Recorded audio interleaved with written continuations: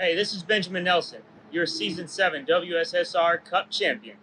I'd like to give a thanks to Roasted Gems Coffee, Trophy Smack, all the admins at WSSR, Snowy Desert Racing, everybody that tunes in to the Freaky Fast broadcast every week, including my family and friends, co-workers as well.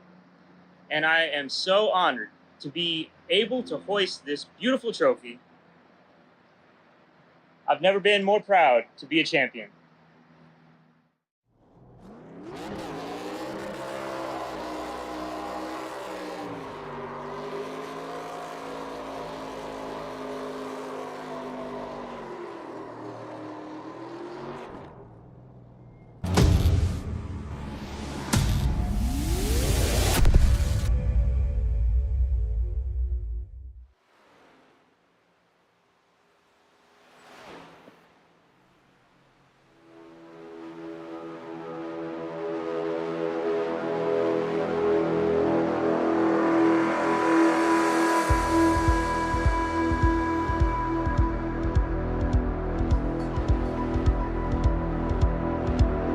Welcome, ladies and gentlemen, to Freaky Fast Broadcasting on your Wednesday night as we are ready to give you the coverage of the WSSR Roasted Gems Cup Series. What a season we've had so far, but it's crunch time. Counting tonight, 4 more races to go before the regular season is done and we get ourselves prepared for the playoff action. But tonight, it's going to be a tough one. Some would say tricky. It's time for the drivers to tackle the one-to-go graphics 225 here at Pocono Raceway. The tricky triangle is ready for these drivers to tackle.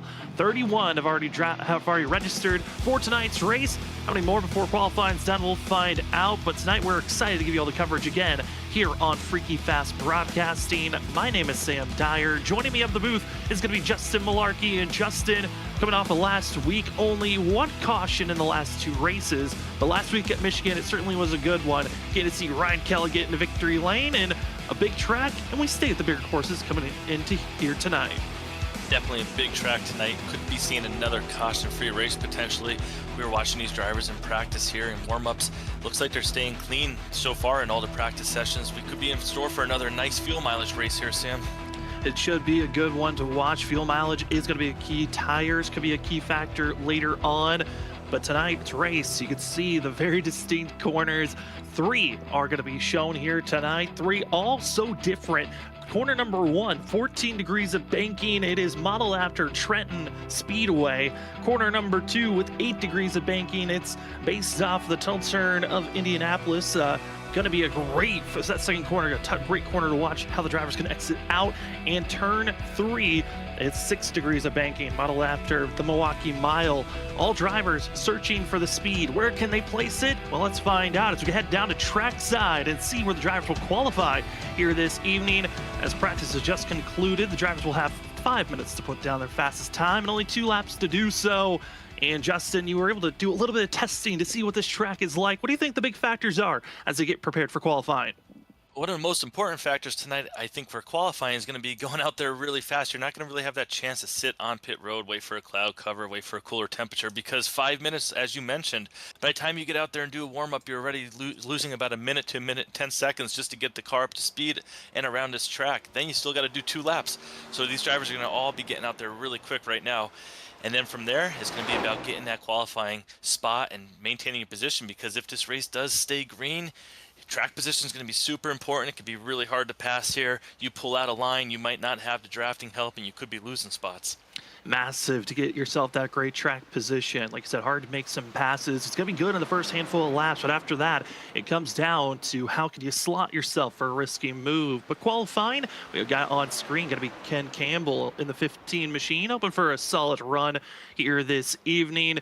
As the drivers, for some, are just starting their first lap, and we already have clocked in a minute and a half down on the clock. We got 3 minutes and 30 seconds left. That time is clicking away, but 1 lap about to be started for about half the field as Ken Campbell down into turn number 1, a long front stretch, but this first turn certainly still a tricky one, and all of them are really here, Justin. All these turns are very unique, as you mentioned, all modeled after different tracks. These straightaways are all different lengths. One of the biggest things we used to talk about was shifting. Now, I was out there to practice, and I do want to mention I did not have a chance to get down in the third gear. Don't think we'll be seeing that tonight, but it is something we could be watching if these drivers do get down and start getting into different gears later on into a run. Yeah, that tire wear factor of lack of grip, so you got to slow down a little bit more, might cause them to use that shifter down in turn number 3. That's where we're expecting a lot of it. Turn 1 and 2 expected to stay in that higher 4th gear. First lap in, going to be Larry Yingling with the fast time to watch out for, a 52.549. And with the way the tire wear is, and I know it's only just 2 corners, as Ken Campbell now strikes to the top of the board. I'm curious if we're going to be seeing that extra boost. I know some tracks we find that the first lap's the faster lap, and then for other courses it's the second lap. Is there a difference that you think that we're going to be seeing here, Justin, or is it going to stay that first lap is the faster one to go? Yeah, I think you bring up a really good point right there, because with this track just being so big and having to do that big long warm-up lap, you're putting over 5 miles on the tires before you get to that second qualifying lap, and it just seems like those tires heat up a little bit and maybe you don't get that speed. The biggest problem is coming out of turn 3. If you don't nail that exit down that long straightaway, you lose so much valuable time with the 3,740 foot straightaway that we were talking about. It's just you got to hit that corner perfect. Got to hit it perfect, and Ken Campbell is hoping that he can maximize with a little bit more extra speed. Not going to be enough. Instead, that first lap is going to be it. It's a 52.525 second time for Ken Campbell. Kyle, he's going to be in second. Shane Terrian, our winner from New Hampshire, going to be in third. Rest of the field trying to find that little bit of extra speed, but majority of those drivers still on their second lap. About 24 drivers have already clocked in a time. About 7 still waiting in the wings if they're going to be putting down a time or not. There's a few drivers, they have found mistakes getting into that outside wall off the exit of turn 1 that have caused them to kind of abort their first lap. Going to try for their second as Nick Crawford able to advance slightly, going to be up to 8th place now for the 74 machine. And still about half the field still having one more lap to put down, as Brian P. Johnson, one of the faster drivers this season, hoping for a faster time. Going to be just minimal on the speed after the first lap. It's going to be 11th fastest for the 28, but the time is clocking down. 45 seconds left. And Justin, there's a lot of drivers out there that might not be able to get even their first, let alone their second lap in. Yeah, with it being under 3 seconds left and taking 53 to do a lap, if you haven't crossed the line already and getting ready to enter turn 2 by now, you're probably not going to make it back to the finish. But we do see Brian Johnson on his lap right here. He's going to probably make it back, no problem here. He's on 35 seconds into this run already. He's going to be able to do it. Did want to mention, I saw under about a minute ago, Cody Reed coming out of turn 3. It looked like he got a little loose coming down out of the corner, and we're going to see some of that tonight. And he was actually looped it around on the front straightaway. And that's something that could be happening. It could be some single car spins, and up to iRacing if the cautions would come out in that aspect. Will the cautions be influenced in any way? Is Brian P. Johnson going to finish his second lap still not fast enough? The first lap was the fastest. We got about 3 drivers deciding not to qualify, but we head into warm-up where the drivers have 5 minutes to still get a little bit of extra time out there on track, just get a handful of laps, maybe practice a restart with the field, and they'll try their best to get situated. But under this warm-up time, let's take a look at what our driver standings are looking like for this field, because, like I said, counting tonight, just 4 more races to go, and that cutoff line still very close, with Brandon Cowley being the cutoff driver, 16th in points, but that's not a safe place to be, because there is one driver out there still hunting to get into our top 25 in points to make a win count. That's Bryson Hicksonbaugh. That's all the way down in 38th in points, still in a very risky chance of making the top 25 in points, but very possible. But looking at this group, big swing up the top. Brian P. Johnson struggled last week, gifting the points leader to the driver that won last week, Ryan Kelly, now our new regular season champion currently. Yeah, that was really impressive what Ryan Kelly was able to do last week. And we talked to him after the race was over, and he feels like he could be strong here again tonight, which could bode well for the points. But you mentioned so many drivers sitting outside the top 16, and with Bryson Hicksonbaugh potentially moving up with his win, some of these drivers down there, they're going to need to really step up tonight. Now, Ken Campbell starting on the pole, that's going to be something where getting that first bonus point is going to be really important for him. If he's able to get out there, lead that lap, and then settle in and get a top 5 finish, that could go really well for him getting into the top 16. It certainly can. Some of those other drivers to watch out for: John Forbes, Johnny Brugg, inside of our top 16 in points. And outside, Isaiah Sutherland, Ollie Fonseca, Ken Campbell, very quick drivers to watch out for tonight's race if they can get a good points day. As we move away from our points days, let's take a look at the schedule. 4 races counting tonight, but there is a little bit of a change up in the schedule. Next week, not going to be at Martinsville. Actually, it's going to be changed up to Auto Club because of the mishaps that have happened at the short tracks. The race admins in the league have decided, let's stay away from the short track of Martinsville. Let's not cause a headache for ourselves and for the drivers. Let's go to a bigger track, and they already proved at Legacy, Michigan last week that they could have a great run at a 2-mile course, so they're going to double down. Go to Auto Club next week. Nashville Super Speedway going to be in a couple of weeks, and then finishing off the regular season, race 12 of the season, it's going to be Atlanta Super Speedway. These next 3 races after tonight, Justin, they certainly aren't walk in the park racetracks that we're going to be seeing, but certainly the next 2 are going to be a little bit easier than that last one at Atlanta Super Speedway.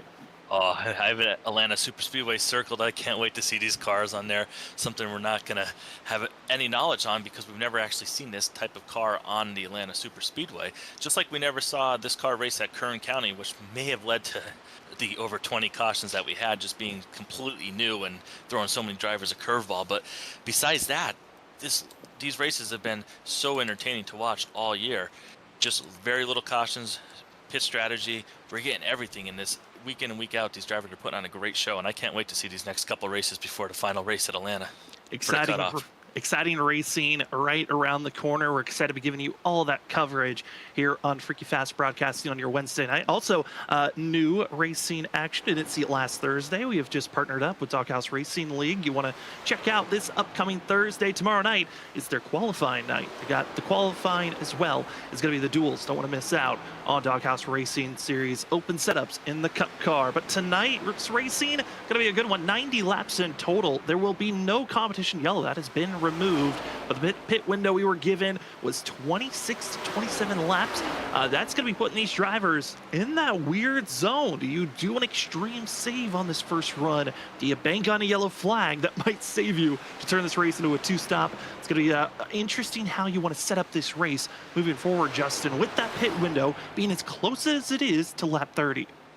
Yeah, if you're early in the window at 25, 26, you're definitely going to be in a 3-stop. But if you're able to stretch that, I mean, we see some of these drivers, they try and play that game, especially in the beginning. If we get a quick caution, maybe, Sam, like lap 2 or 3, you go in, top off on fuel, you know you're going to get to 30, 31 then potentially, and then can you do it the rest of the way? Can you get 28, 29 for the final stops and eliminate a stop? I mean, if you can eliminate a stop here, you're talking 35, 45 seconds on track, depending if you take tires or fuel only.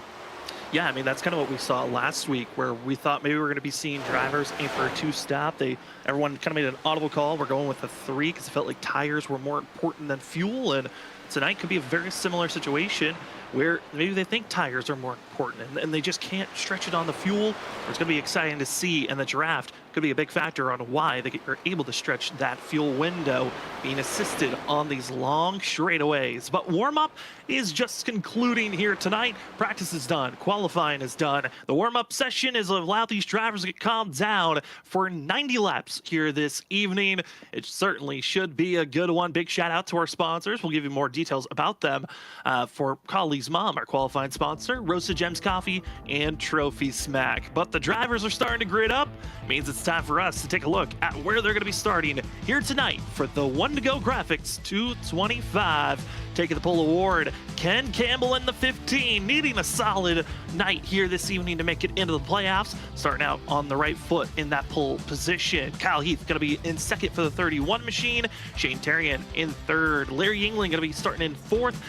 Benjamin Nelson going to be in 5th with Anthony Gaudio 6th. 7th where we find last week's winner, Ryan Kelly. Chris Stitz in 8th, and 9th goes to Nick Crawford. And there he is in the top 10. Brandon Colley in that one machine. Finish is going to be starting up front. Going off 11th is Bryson Hicksonbaugh, who we mentioned needs to have another solid finish so he can get inside the top 16 in points. Brian P. Johnson, our previous points leader, rolling off 12th. 13th, Edward Shearer Jr., 14th, Christopher Norris, 15th, Zachary Hall, and 16th, Isaiah Sutherland, 17th, Cameron Sarton, and 18th, Ollie Fonseca. Rolling off 19th, Brian McCann, and Brian Noel alongside. Got the Bryans in that 10th row for these drivers. Then in 21st position, we got John Forbes in the 11 machine at 21st. John Brugg going to be in 22nd. Johnny Brugg in the 22nd position for the 20 machine. Christopher Wade in the 53 going to be starting 24th. 23rd. 24th is going to be going to the 6th up Brad Delph. 25th goes to the 25 car of James Kaufman with Cody Reed in 26th. Joshua Corner going to be in 27th. 28th is Ben Keeney. James Eater going to be in 29th. 30th is going to be Douglas Newbigging, and Cedric Hunter going to be in 31st. Those last three drivers deciding not to qualify. Interesting call when we talk about how important track position is going to be. But another big factor that we haven't really touched on, these restarts, they are expected to be crazy here, Justin. The question is, what is the patience level going to be, knowing that there's no competition caution here tonight? Yeah, we're going to find out really soon here if these drivers go 3, 4, 5 wide on this restart with this ever wide front straightaway. We're going to know what kind of aggression they're going to have. But if they're able to keep calm, maybe stay 2 by 2, get down the long pond straightaway and start to single file them, maybe this race will settle in. But they do have 6 sets of tires, so if we do get an early caution, I mean, you have the tires to burn. If we're thinking it's a potential 2-stop race if you go in and take fuel early, then people will definitely be using up those extra sets of tires. How do you want to start this race off? A great position for Ken Campbell and the rest of the field as they exit at turn number 3. Where's turn 4? It doesn't exist. The tricky triangle is about to go green as the 1-to-go graphics 225 is underway, and the drivers roar down this over 3,000 foot long straightaway, and already poking the nose 3 wide, battling for third as Ken Campbell feels safe up front down into turn number 1. And Campbell's going to get the lead going in turn 1. He does want to get that bonus point. We mentioned him being back in the points. Getting that bonus point today right now is his first goal. Lap 1 going down that long pond straightaway. This is another 3,000 some foot straightaway. These speeds will be reaching close to 200 miles an hour going into this turn 2 as they're going to go through the tunnel turn when there are some bumps down there, Sam. Gotta be careful. The exit of this corner is so crucial into the short stretch. This is the shortest portion of the straightaway of all 3 straightaways compared to the corners, but then they go straight into the flattest portion of this track when you count the 3 corners, as Ken Campbell trying to get the better exit off the corner, but it's disadvantage. He's leading, and the draft help behind might be helping Kyle Heath, but Heath doesn't have the better run. Lap 1 goes to Ken Campbell, the 15, as everyone else in the middle of the pack still stacked 2 by 2, but our top 6 single filed out. As you see, a lot of the field starting to single file out. You can see from the front to the back with that view. One driver in the back who chose not to qualify, Cedric Hunter, already looked like he passed maybe 6 or 7 cars just on that first lap. We're going to have to definitely keep an eye on him. As you see him right there, he's already moving up through the field, getting that car hooked up, going down these straightaways, staying right now tucked in that draft, but making moves when he needs to in the corners. Also, watch out for that 7 right behind, but issue strikes in the tunnel turn as drivers scatter into the outside wall, and it's Zach Hall, Johnny Brugg, Cameron Sarn, and many of others trying to point straight, but caution 1, lap 2. This could change everything here tonight. As expected at some point this evening, drivers running into one another, and it looks like Zach Hall and Cameron Sarn were the 2 that made the initial contact. And we're seeing the damage on Zach Hall. I see some on the back, and I see it on the left front. We're going to see the replay right here. They're getting down that second long straightaway, going into this tunnel turn. We mentioned some of the bumps down on the bottom. It just looks like right now we're about to see. Maybe Zach Hall just gets on the brakes, maybe a spec before Cameron Sarn thought he was going to. It's just one of those things, Sam. Judgment zones, braking zones. Every driver has a little bit different. I mean, you're also talking about drivers, different mentalities of how they wanted to start this race off. Others might be conserving, trying to save their fuel and tires. And the tunnel turn is one of those more aggressive corners where you have to be aggressive to keep your speed up, but you also can save a lot of time by backing off through the tunnel turn. And it looks like there, Cameron Sarn and Zach Hall, 2 very different mentalities on how they wanted to tackle that corner. And the front bumper spins out that 32, and the 20 of Johnny Brugg, just a very innocent victim, had no way of knowing that they were going to wreck directly in front of him. You can see from that camera angle how much damage that front end had on, well, Cameron Sarn right there, but also on Johnny Brugg. And we talked about him. He was in front of the cutoff, but not by much. And tonight, getting a finish back in the low 20s or high 30s could be detrimental to the season standings. It really could. A big swing, especially here late. You did not want to have those just fall apart moments where you're just finding out, does this team have that clutch gene in them? And that early on, this is going to be a troublesome spot, but also interesting on, do you come into pit road? This is going to be a hard decision. Do you stay out, or do you go into pit road to top off on fuel? And it looks like it's going to be the one. Going to be seeing Brandon Colley making the dash into pit road, fakes out. Instead, it's Bryson Hixenbaugh going to be leading the drivers into pit road. I really like coming in taking tires, especially if you're in the back half of the field. It's hard to give up track position when we're up front. We all know that. But if you're in the middle of this field, I think coming in, getting those, I know it was only 2 laps on the tires, but you're getting that fuel, which is more important really than anything.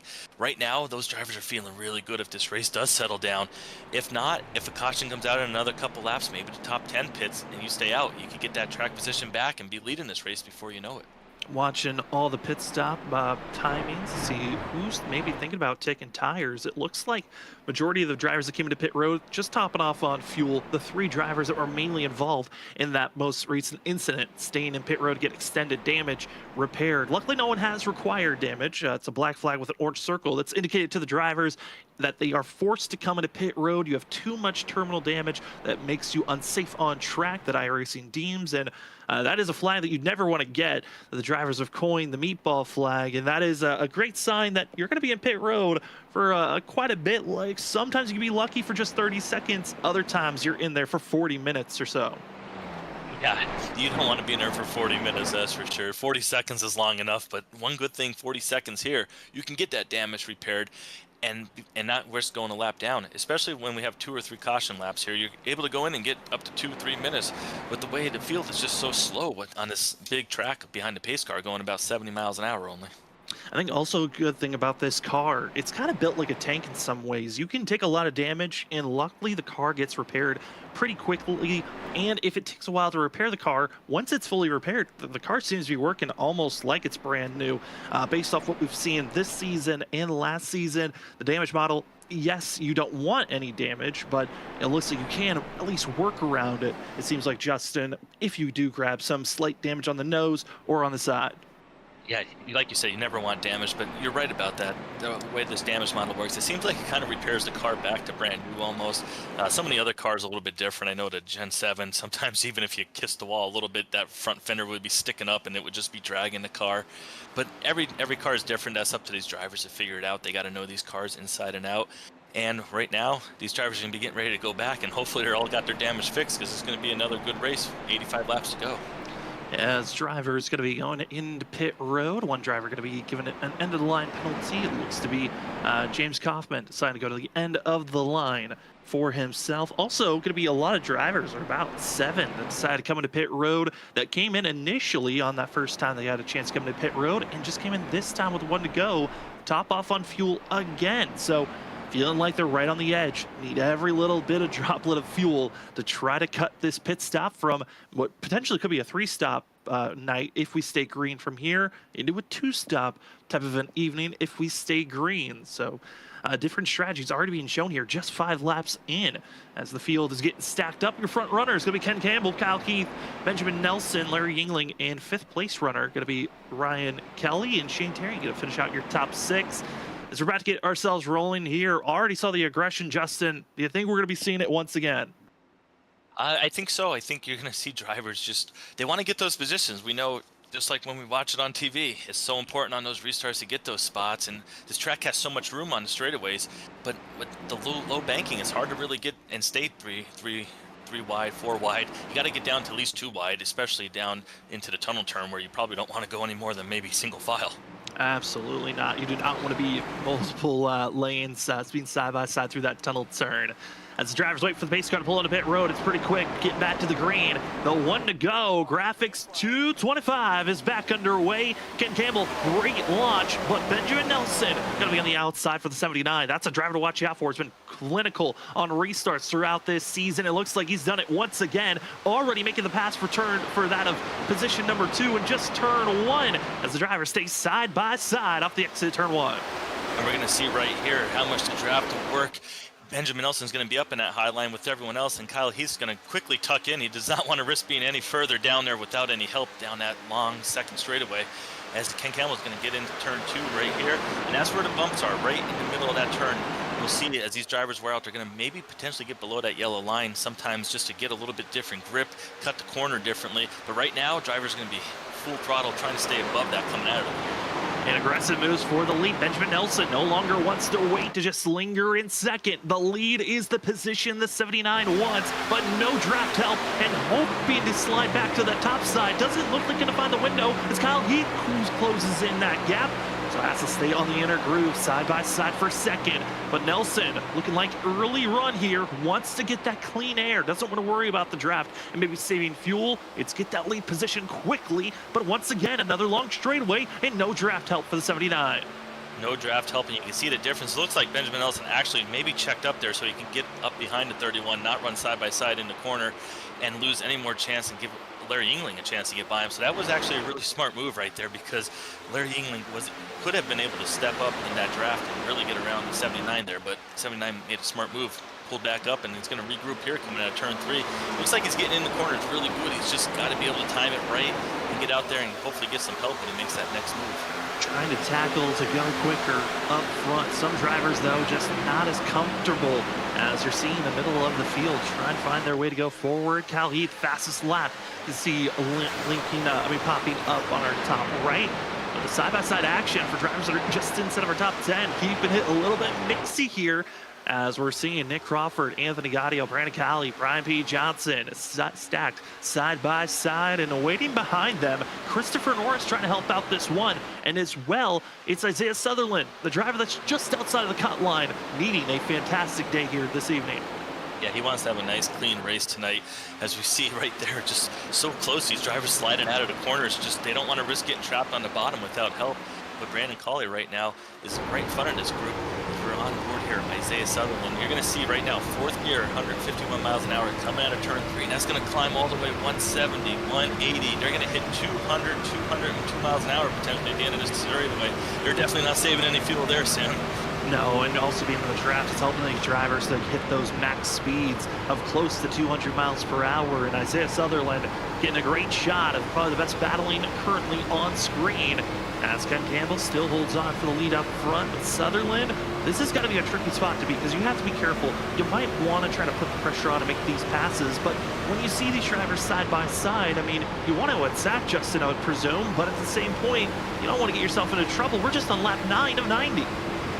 Yeah, you don't want to, as you see right here, Anthony Gaudio, he did what we mentioned, he pulled right up. He didn't want to risk getting stuck on the inside anymore without that drafting help, and that's something we're going to keep seeing all night. But Anthony Gaudio, a lap before, he was about to make a pass. He was 2 cars up and just wasn't able to make that pass and ended up losing 2 spots. As we see a car get in the wall on the back a little bit there. Looks like it was the red car right there. I didn't catch the number. Did you get it, Sam? I believe that's going to be the 99 of Cameron Sarney, who's trying to move forward, trying his best to tackle positions up front, but these drivers got to be careful for themselves on those aggressive moves. And once again, speaking of aggression, for the lead, Benjamin Nelson. This is going to be round number 2 of trying to take this lead position, as 79 has the better run. Now down to the inside for the tunnel turn, and Benjamin Nelson's got the nose, but not the car length ahead. They'll stay side by side. Campbell keeps his foot in the throttle, and here comes the 67 of Larry Yingling. It's going to be a little bit of tandem drafting down into turn number 3. This is your top 4. Who's going to get those lead positions, and who's going to get the better draft help off the exit of the corner? Still stuck side by side, not able to clear is Nelson, and that outside lane, the better drafting help, and it's Larry Yingling trying to help Campbell to get the nose ahead going into turn number 1.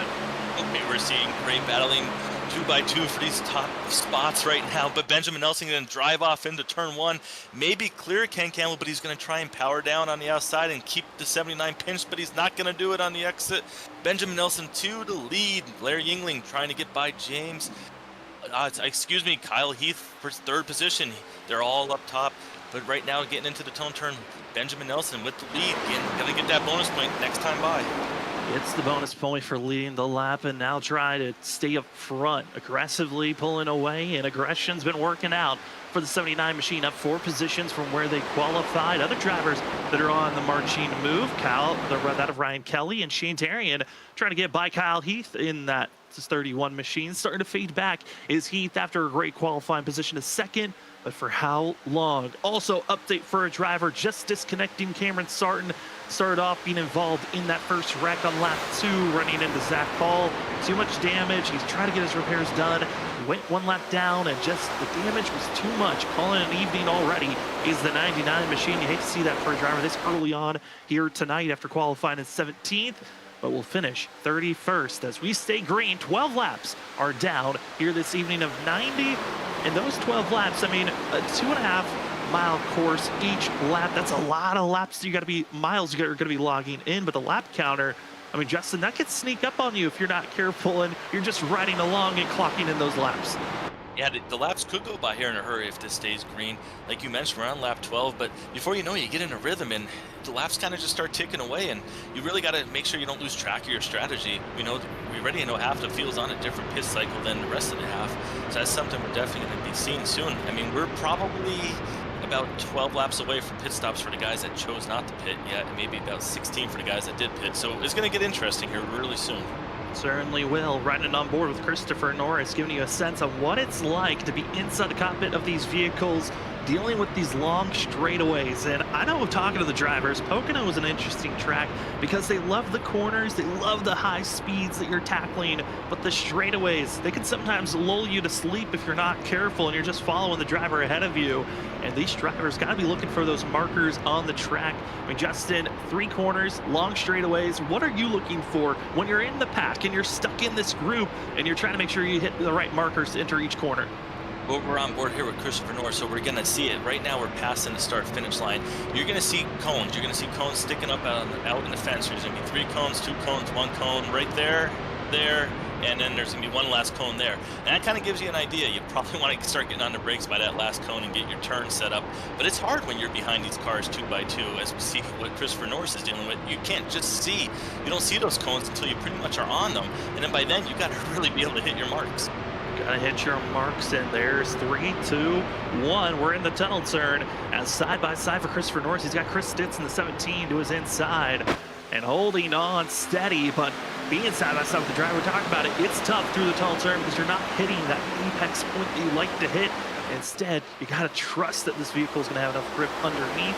For Norris, it works out as moving up to 10th place, and Stitz will fall to 11th. But looking at drivers that have moved forward so far, it's going to be your top 18 that are inside, that are not pitted. First driver that pitted to get that little bit of extra fuel, going to be the 71 of Edward Sherwood Jr.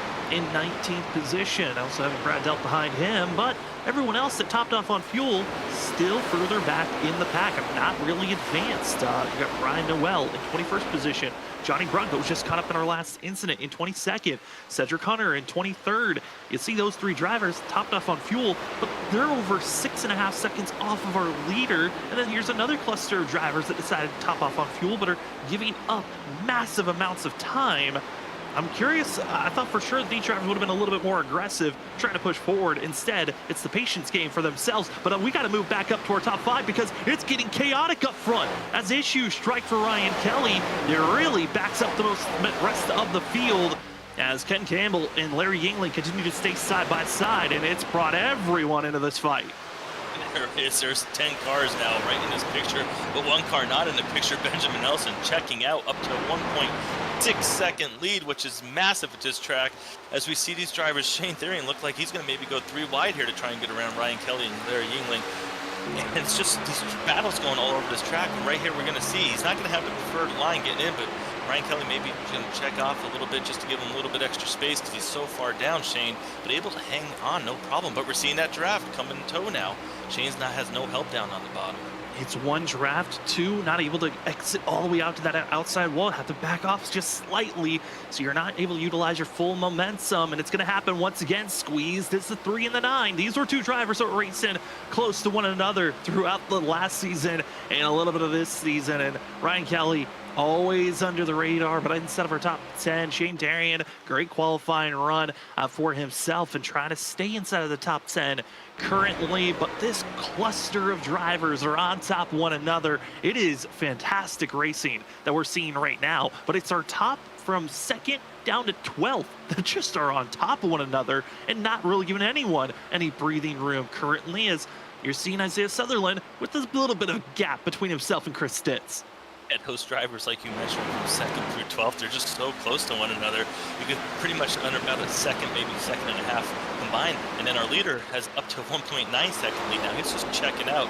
No saving fuel there, no saving anything. He's just going to go and lead these laps and do what he needs to try and win this race. But when these guys do come into pits, Sam, it's going to be about 45 seconds we're thinking with pit road. So if you're maybe under 9-10 seconds, you should not go a lap down. So I'm thinking our top 15, top 18 at this point, maybe we'll probably pit without a risk of going a lap down. They should be good on not going a lap down. But the question then looms of when do you want to come to pit road? Do you turn this race automatically? This race is a 3-stop. I'm sticking with that strategy and thinking about pitting around lap 25 or even around lap 20 could be a zone that you're thinking about. Other drivers might be thinking about we're stretched to lap 30. 31 is our window. We have to hit that number if we want to even a chance and a glimpse to turn this race into a 2-stop. But the fuel window we were given was about 26 to 27 laps. We did have that caution on lap 2. It's allowed the drivers to get a little bit of a spacing to work with. But man, it's going to be close, especially with the aggressive racing we're seeing now. I don't think anyone's got in their mind of saving fuel if you're inside of our top 13, as you're seeing the great battles between Ryan Kelly, Nick Crawford, as well as others in front of Kyle Heath and Ken Campbell continuing to duel back and forth for second. Yeah, we're seeing battles all over the place. Kyle Heath driving up back to second. We saw a couple laps ago when he got stuck down on the bottom and lost some spots, but he was able to get everything back. Got around Ken Campbell. They're Yingling now trying to as well. Ken Campbell was our early leader, pole sitter, but still riding in the top 5 as we go through this tunnel turn, headed on to the short chute. As these drivers continue to battle back and forth, again, Larry Yingling, a driver that's in a pretty comfortable spot. We talk about points. Yet to win is the 67, but currently going to be tied with second in points with Zach Hall. But other driver, such as Ken Campbell, in a very different story, outside of our top 16 in points, comes in tied with 19th with Cody Reed and needing every point possible. Ken Campbell's only top 10 this season was over that of Kern County, hoping to get another top 10 finish, and that would massively help this 15 to get closer to battling for a playoff run. Not wanting to miss out on the playoffs for a second season in a row. That would be a terrible feeling for a driver that we know has so much potential in the 15. Yeah, you don't want to miss out on any points ever. But lap 20 getting ready to come to an end. We were talking about strategy. One thing I'm thinking, if you're a driver back in maybe say 13th, Anthony Gaudio, you're right behind this group, you're only a second back. If you are on that 3-stop cycle, you didn't choose to pit early. If you come in a lap early before these drivers, you can save a second and a half, 2 seconds. You might go from 13th to top 5 position just by going 1 lap earlier. As we see driver pit road. That's going to be the 8. Brian McCann talked about it. Lap 20 might be the window for some drivers to hit pit road, and that's exactly what's in the mind of the 8 machine of Brian McCann. We saw the early stops, and oh, no trouble. It's going to be Brian Noel. Contact for the 77, and I believe the 20 of Johnny Brugg. Drivers were battling against one another on the front straightaway and gonna cause calamity. Her second yellow flag is out, and that hurts Brian McCann, the worst of them all. But here's the contact straightaway. Noel taps Brugg. Brugg hits the wall. I don't know if Brugg came back down intentionally or if that was just a kind of bouncing off the wall and had zero control of that. Odd spot there for those 2 drivers, but you don't expect contact on the straightaway. You don't expect contact on the straightaway for sure. It looks like some heavy side drafting right there. Maybe that's what happened there. And with these cars, though, they do get stuck up in the wall. So if you try and yank them off, that could have maybe happened there. The cars are known for getting stuck up in the wall, these ARCA cars. But, man, that's an unfortunate incident for those 2 drivers. But back to Brian McCann. Did he get into the pits before the caution? Was he able to get his service done legally? I believe he was already in pit road, able to get that service done. So if anyone else decides to come into pit road, Brian McCann could be gaining track position and moving up into that lead spot. And hey, Sometimes most of the time you need skill, but sometimes you need that luck if you want to get a victory lane, and it might be helping out that 8 machine of Brian McCann. But under our second caution of the day, here's what our weather conditions are looking like this evening. It's mostly cloudy, as you can see that cloud coverage is going to be changing throughout tonight. But the track temp going to be 74, it's going to be 87 degrees, excuse me, with the air temp at 74 Fahrenheit. The wind really low. It's not that big of a factor right now. We'll see if that changes throughout this evening, but it's the cloud coverage, I would say, Justin, that we're really trying to watch out for. Oh yeah, a hot track here at Pocono. Could get slipping and sliding, 74 degrees air temperature, but track temperature 87. If that climbs a little bit, just makes those tires get a little hot, a little slick, and they wear out faster. They get hotter faster, and they lose grip even faster. Well, 20 laps in the books. It was 20 lap 21 when the yellow flag came out. This is decision time. Do you hit pit road, or do you stay out? It looks like majority of the field thinking about pit stops here. Will anyone try to go with a fake out? And no, it is everyone hitting pit road. And Brian McCann, interesting thoughts for the 8 machine. Does he stay out? Does he come to pit road? He's the lone one. The 8 stays out. The timing was perfect. Take that lead position. Brian McCann bringing some luck and skill to the front now. We know he has speed. He has his chance now to get up there. But will any of these drivers do anything different than 4 tires? I think you got to take 4. I don't think you can risk gambling at all. We saw how close to track, how close all the cars were on track. I can't see anyone doing anything other than 4. 4 tires and fuel. Everyone is in their box trying to exit as quickly as they can. And there's the mad dash to be the first driver out and rolling. And going to be seeing Benjamin Nelson falling quickly down the board. Was going to be our leader entering pit road and was hoping to be second on our board, but instead he'll fall to 5th on the board. So that means he was 4th driver exiting pit road. It's up for the 79 there on that pit stop, and it looked to be just a slow stop, about a second slower than some of the drivers around him. Yeah, and one thing with that front pit stop, that front pit box, when I was actually out there testing the car, I left that pit box. I wasn't able to get to 55 miles an hour before getting to the cones. So with the cone where it's set up, it might just be that also, it might actually be hurting him a little bit. He might not get the full speed like the rest of the drivers. And that could be some of the reason why he was losing some time there. It'd be interesting to talk to him later on in this race if we're able to, just to get a feedback on how that first pit box is working for him. Figure out where that pit box is feeling. But as we are finding ourselves to over 20 laps into this race, we do have to give a huge shout out to our amazing sponsors. Talked about how we wanted to say thank you to them earlier on, but for right now, let's get a little bit of a deeper talk. Thank you again to Collie's mom for being our usual and now regular qualifying results sponsor, but as well, huge thanks to our title sponsor, Roasted Gems Coffee. If you're starting your day off right, you know you're getting it started with Roasted Gems Coffee. Many a different quality blends to be trying out, from anything from their French vanilla or to their cinnamon flavors. Go check out their high quality blends today at roastedgems.com. And remember, when purchasing your Roasted Gems coffee, use the promo code WSSR for 5% off. Elevate your coffee experience with Roasted Gems Coffee. Thank you so much for being our title sponsor for the WSSR Cup Series. And another major sponsor that we got to say thank you to, that's Trophy Smack. Trophy Smack is a great product that here at WSSR Cup Series has been using for the last couple of seasons. They've got plenty of different trophies that you could be looking at currently, from championship belts, rings, trophies, and more. And the first couple of seasons, when we came back from the hiatus for season 4 and 5 and 6, it was getting yourself a championship ring. Season 7 changed it up, got a championship trophy. As we watched the beginning of our broadcast, got to see Benjamin Nelson hoisting that trophy up. And that's exactly what these drivers are going after, is a Trophy Smack trophy. Go look out. They're already pre-made trophies, championship belts, rings, and more. Or you can go check out their customizable section, where you can customize those trophies to your liking. While purchasing, remember to use the promo code WSSRSMAC for 10% off. Thank you so much to everyone joining with us here this evening, and all the amazing sponsors that help out the WSSR Cup Series.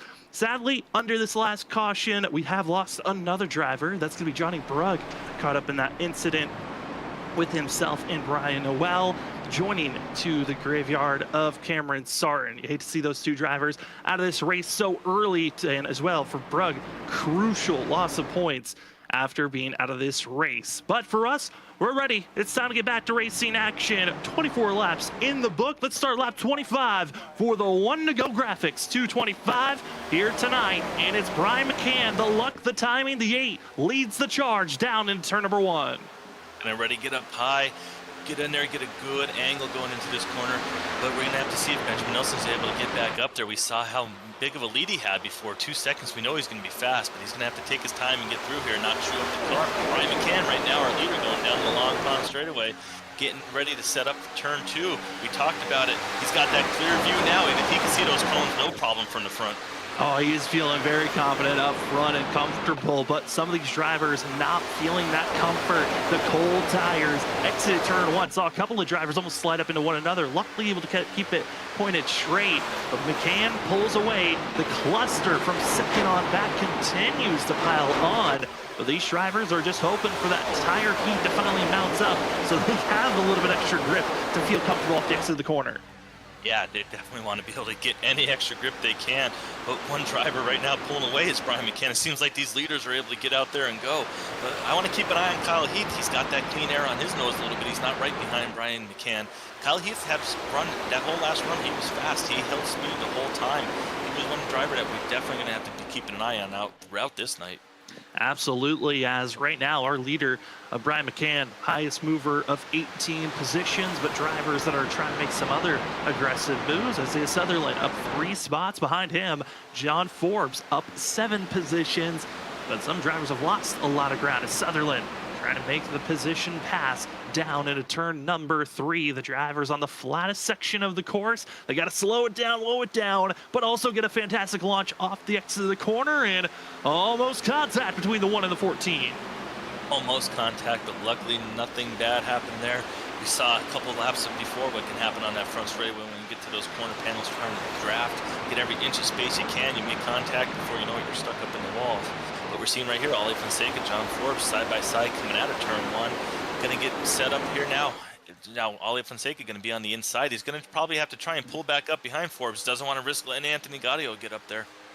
Ollie Fonseca trying to figure out how to make the position to get by the 11. And we saw this under our first caution. Drivers with very different mentalities. Just small, minute differences of when you want to back down and push through the tunnel turn of turn 2.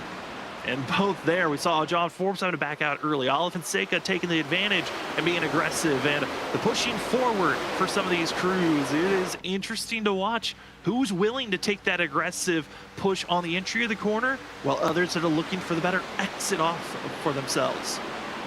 Yeah, you want to get that nice exit coming out of the corner because these straightaways are so long. But if you can get into the corner and get underneath someone, maybe get them to go a lane higher, longer distance around and slide up in front of them, coming at it down the straightaway, then you'd be in good shape.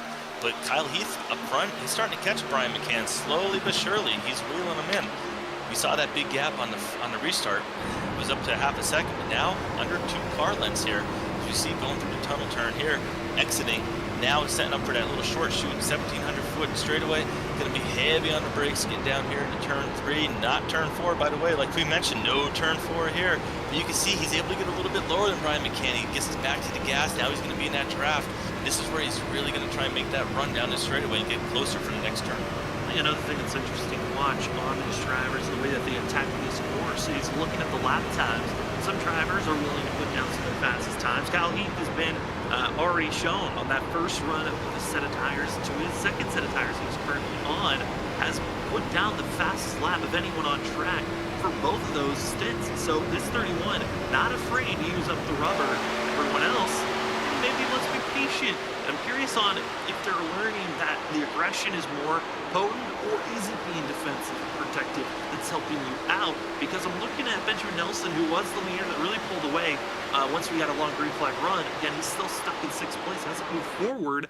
But I'm looking at his fastest lap that he's put down here this evening. It's about a 10th slower than Brian McCann. It's going to be 2/10 slower than Kyle Heath's fastest lap that he's put down. So Benjamin Nelson going a little bit more protective on his tires on these runs, it seems like. That's some very interesting data to bring to the viewers because we know how fast Benjamin Nelson was that first run, but we're also now seeing how fast other drivers can be. As you see Benjamin Nelson maybe trying a different line there, trying to get some different speed, running a little bit higher. So we got a spin in the back, looked like Isaiah Sutherland, but he was able to save it. That was an impressive job. That car was sideways, you saw it, but he saved it, kept it off the wall. Tremendous driving by him. We know he's so close on the points in the top 16, so able to keep it out of that wall. This race isn't over by any means. He still has 60 laps yet to get those positions back. Looked to be a little bit of trying to go for a crossover move and got tapped by Brandon Colley. They got the 14 sideways. Like I said, kept it straight. We stay green, but certainly a scare for Isaiah Sutherland and all that lost time and momentum. The question now looms, can't even get any of that time back. Went from fighting up front inside of our top, around the top 10 window, now outside of our top 20. Sutherland just showing it's very easy to lose a lot of time, very difficult to get it back. Very difficult to get it back. He's probably going to be one of those drivers that are going to have to start thinking right now while he's out there trying to drive these cars. He's going to have to think, what can I do to get those positions back? What kind of strategy play can I do? Is he going to have to maybe pit a little bit earlier and try and get some of those spots back? We know we went back with 66 laps to go. We think max 27, so that 27 to 27 would be 54. So there is wiggle room to play on these strategies. All these drivers are going to have to pit 2 more times regardless. Yeah, I think that's a big thing that you brought up. They have to pit. Regardless of what they do, 2 times is the minimum that they're going to have to go down to the pit road and get service done. As I say, as Sutherland keeping it nose ahead of the 18 of Heater and the 6 of Brad Delphu. Continue trying to push forward, but you saw there, 52 of Cody Reed. Big slide for himself. There's been a handful of drivers, I feel like every time off the exit of turn 3, there's been drivers just seeing that rear end kick out, getting back in the throttle, and dealing with that pressure of trying to advance forward. And for some, they're able to keep that nose pointed straight. Others, it's getting a little bit spooky at times of, are they able to hold on? And miraculously they do. But seeing Cody Reed, also seeing Douglas Newbigging, Bryson Hicksenbach, these are drivers that decided to go with the oddball strategy again under our first caution back at lap 2, decided to pit for fuel, switched up their strategy, gave up a lot of track time. They've not been able to get that track time back, but we do have to move up to the lead because there's a challenge there. Kyle Heath has gotten to the back bumper of the Brian McCann, and now to the inside quarter panel, the 31, showing pressure and a chance for the lead position. 31 showing his nose right now, letting the 8 know he's there. He's going to stay there going into turn 1. Brian McCann going to give him some space. Kyle Heath going to slide a little bit high, though. He didn't get down to the yellow line. As you see, Larry Yingling got down to the yellow line. He's going to close in on these 2 now. Now you're going to have a 3-way battle for the lead. Yingling's going to go up high. He might not give the 31 a chance to get back there. With no draft help, the 31 might not be able to get this pass clean going into turn 2. It's going to be very interesting here. 31 drives it down low, not able to complete the pass, though. We're going to have the same problem on the exit. The 8's got the preferred line, and now all of a sudden we see Ryan Kelly enter this battle. Yeah, Ryan Kelly, he's seen an opportunity to close in on this gap. I think Larry Yingling kind of saw, okay, I know I'm fast. I know I have the speed, but I got to back off and maybe get out of this. But we hop on board with Benjamin Nelson, who's kind of flown out of nowhere. Our top 5, all within a half a second of one another. And Benjamin Nelson falls back in line. Our top 5 showing quickness and also a little bit of fright for a quick moment. Were they able to hold it together if we had continued to stay side by side? Well, it's time to find out as Ryan Kelly stays high. Interesting call by the 3 machine, but maybe searching for speed at this time. The driver's been out there on track for over 10 laps of green flag racing. And it's allowing this field to try to find out, okay, 10 laps into a run, we're starting to feel that wear and tear of the tires. Where do we need to place ourselves for that little bit of extra speed? Yeah, and speaking of speed, we see Benjamin Nelson coming out of that corner with a ton of speed, getting underneath Ryan Kelly. He's also going to get underneath Larry Yingling. He might get 2 for 1 in this corner. Benjamin Nelson starting to show that speed we saw in the first run. You mentioned he was maybe saving a little bit in that first couple laps, not heating those tires up too much. But now he's going to pull right up in front of Ryan Kelly. Ryan Kelly does not like that. He goes right to his inside.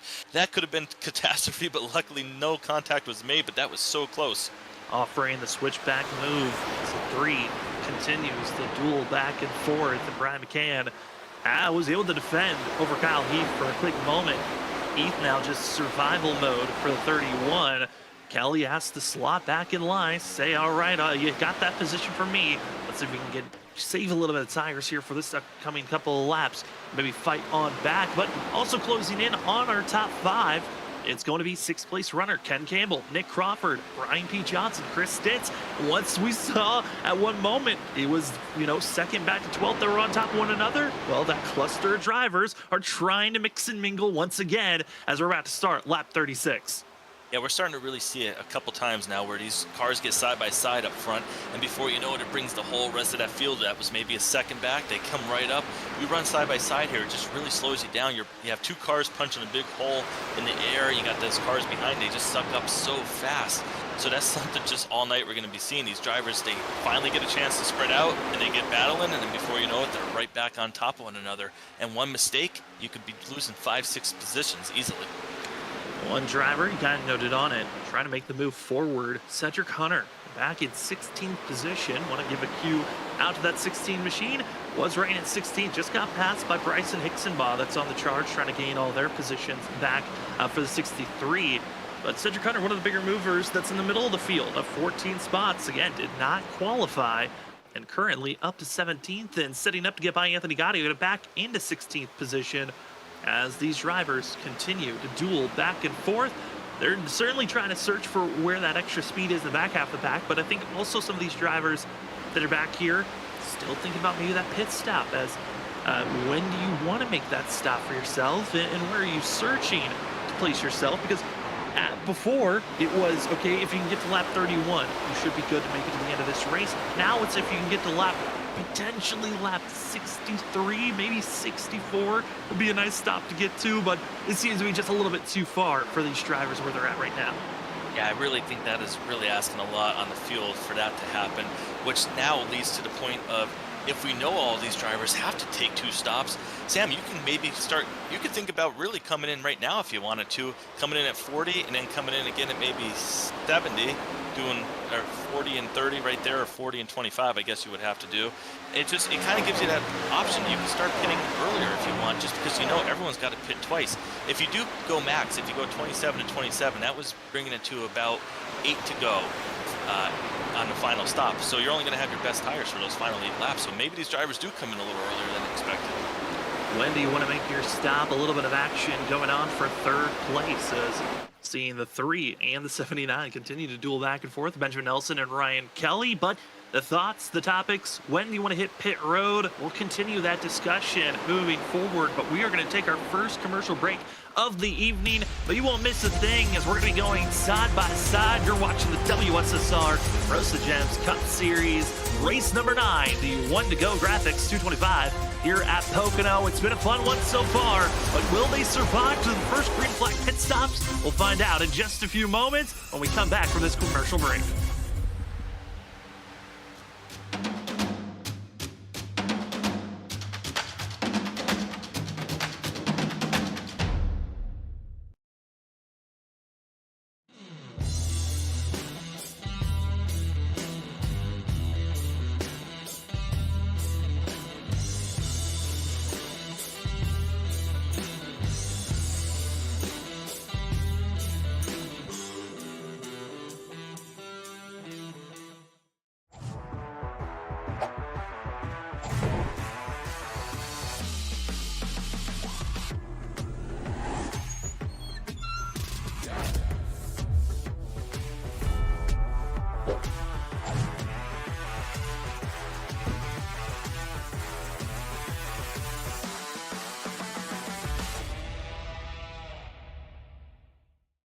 Hey, this is Benjamin Nelson, your Season 7 WSSR Cup champion. I'd like to give a thanks to Roasted Gems Coffee, Trophy Smack, all the admins at WSSR, Snowy Desert Racing, everybody that tunes in to the Freaky Fast broadcast every week, including my family and friends, co-workers as well. And I am so honored to be able to hoist this beautiful trophy. I've never been more proud to be a champion.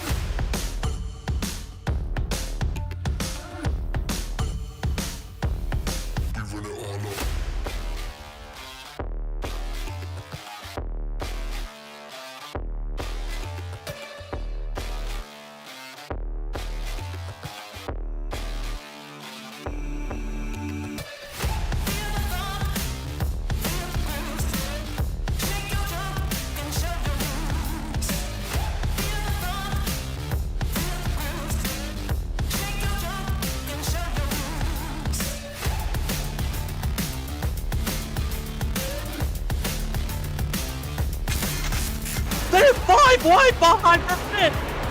Oh my, the 5 wide here, this ain't gonna work. They make it last, bumping and banging to the end. They're beating banging for the lead. Sora still with the shot here, coming off a 4.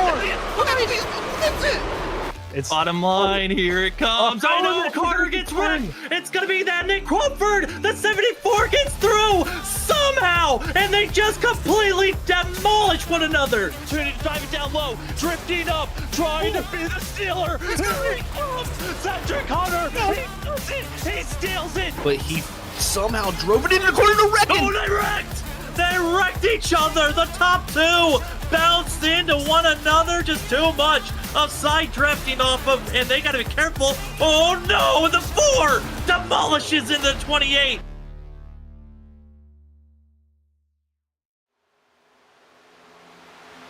Welcome back, but not much has changed up front. It is still Ryan McCann leading the way, Kyle Heath in second, and Benjamin Nelson has been poking the nose, trying to figure out how to move into second place. But thank you for joining with us on your Wednesday evening, watching the WSSR Roast to Gems Cup Series on Freaky Fast Broadcasting. This is race number 9. 3 more races after this before the regular season is done. The drivers, no, this is crunch time if you need some massive points, and that's where we're seeing some of these drivers having some pretty decent days. Ollie Fonseca inside of our top 15, and Bryson Hicksema in the 63. Decided to go with the gutsy call of pitting early under our first caution back on lap 2, giving up a ton of track position, hasn't been able to get that track position back, and needs every point possible if he's going to make the top 25 in points and make the win eligible that he got just a few weeks ago. But pit stops are going to be a question coming back, and already seeing a few drivers making the charge into pit road. Brian McCann, Bryson Hicksema hitting pit road. And this is one of those early stops, Justin, where we were talking about earlier of when do you think about making that stop, knowing that there's still 2 stops to go. And it looks like lap 44 is the go time. Yeah, definitely. It's early. It's in their window, though. These drivers they all have to pit again, regardless right now. They're all going to have to pit twice if they haven't pitted once, like we saw Bryson Hicksema and Brian McCann do. But what they're doing right now is they're maximizing getting those tires right now. They're going to have the best tires for the most amount of laps as they can. They don't want to risk putting that last set on late in the final run. Right now, they're going to be going, and Bryson Hicksema is going to have a good chance to make up a lot of ground here. He went in 15th, so we're going to have to see where he cycles out now, pitting early. And with these drivers that are pitting early, they're having a massive advantage on their tires. It's going to be a little bit under 2 seconds difference on those that are still out on track, and compared to those that are going to be out there on track with fresh rubber, you're going to be really gaining a lot of time if you're deeper in the field like Bryson Hicksema. But another cluster of drivers hit pit road. It's going to be Ryan Kelly, Brian P. Johnson, and Shane Terrian making their stops into pit road on lap 45. And it looks to be making those decisions. 22 laps into their run, wanting to make these pit stops. And this is around the window where you can turn this race into a 1-stop from here, but you have to be on top of your game. No mistakes, and hope that when you get back out on track, you got maybe a drafting buddy to work with to maximize your speed. Yeah, drafting help will definitely be really nice, especially if you come out of pit road perfectly and you're able to sync right up with someone and not lose any time on track. That's always the most important, getting through any kind of traffic after pit stops. As we see Benjamin Nelson probably going to come in now. It looks like he's got it back down, get it slowed down to 55. Kyle Heath going to come in right behind him, little wheel lock up. But the key, no speeding. That's what we don't want to see out of these drivers. No speeding. If you find yourself speeding, you're going to get a black flag, and it's going to be a 40-second hold. We talked about how when you're in pit road, it's around 40 seconds that you're going to be in pit road for. That's giving up around 45 to 50 seconds on track. That should allow most of these drivers to still stay on the lead lap, just based on how much time you got to lose coming into pit road and getting back up to speed. So these drivers all know it's critical. You cannot have any mistakes that can be costing you a chance to get into victory lane or a solid points day, as still out on track is our top 10, still needing to hit pit road. But it's Brian McCann leading the charge of those that have already made their stops and doing a great job right now, up to 11th currently. The rest of the field trying to make the decision. Do we continue to stay out, or do you hit pit road? And Nick Crawford, it's pit time for the 74. Time for the 74. He's going to go in, but Larry Ewing going to continue to stay out along with Brandon Cawley.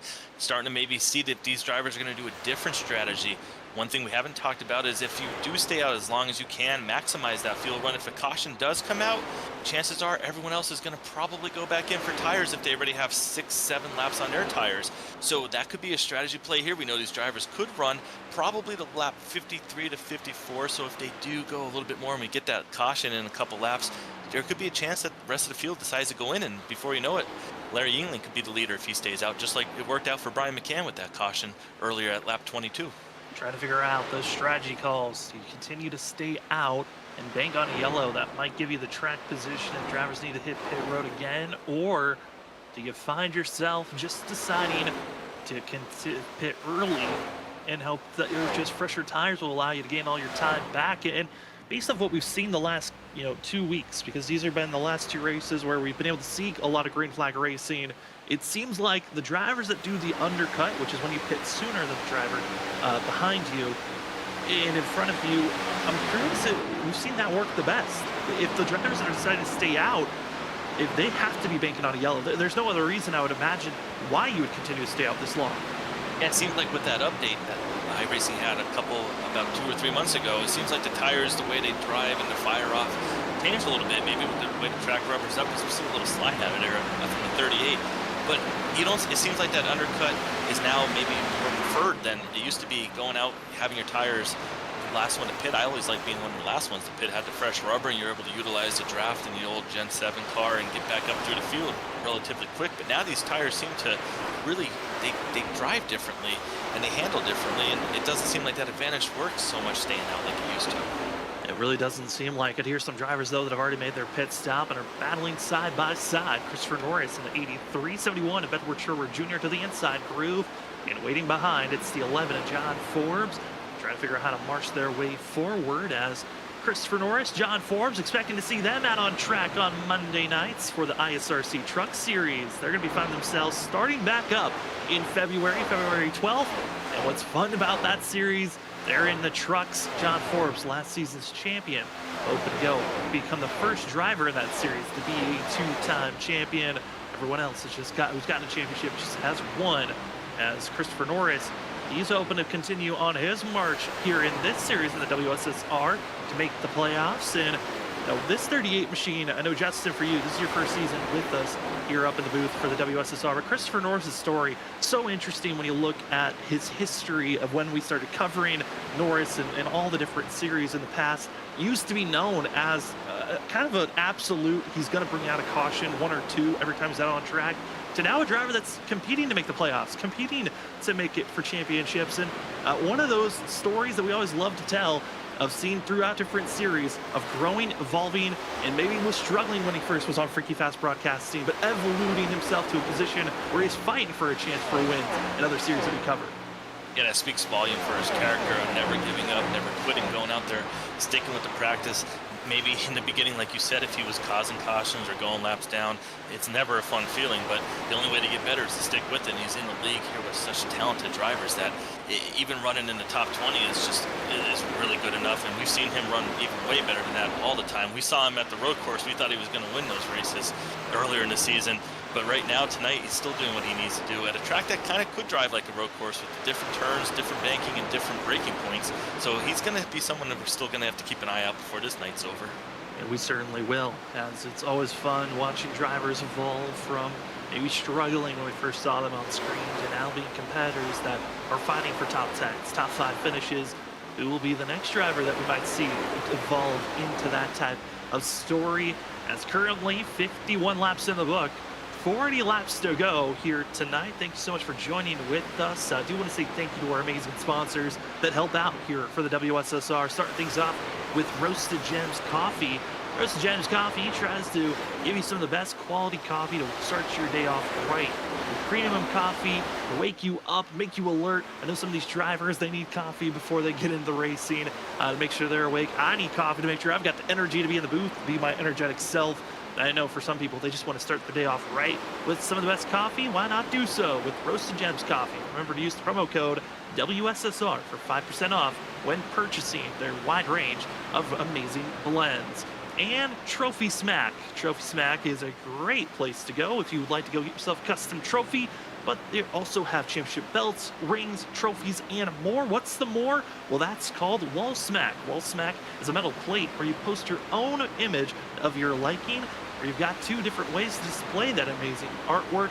Either you can place it on a wall with their safe-mounted magnet safe mounting system, or you can get their brand new stands. So you can put your Wall Smack not just on the wall, but also put it on, on a cupboard, on a shelf, or on your desk, wherever you'd like to display your Wall Smack.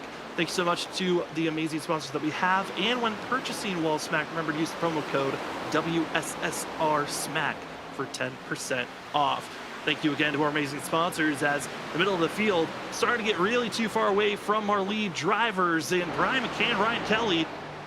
They seem to be spreading out further away, but hey, let's reset it because we got a caution flag out. Cody Reed, issues for the 52. Issues for the 52 down in the long pond straightaway right before the entrance to the tunnel turn. Doesn't seem like there's too much damage, but we do get that caution. That's going to change everything. We talked about the strategy play. Now guys are going to definitely want to go back in and probably get tires and top off on fuel anyway.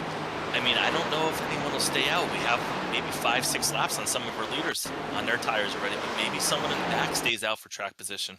And here's the issue that brought out our most recent yellow off the exit of turn 2. Too much speed, slides right in that outside wall, overcorrects, decides to lock it down in Pocono, one of the few tracks where you're going to find yourself, even if you're close to the apron, if a car is closing in, we're going to be seeing a yellow flag come out, comes to a stop, doesn't want to hit that inside wall, but because he's so slow and on the racing line, our caution flag comes out. This will reset the field, and for Brian McCann and the rest of the group, this is such an odd position because I don't know if you really want to come into pit road.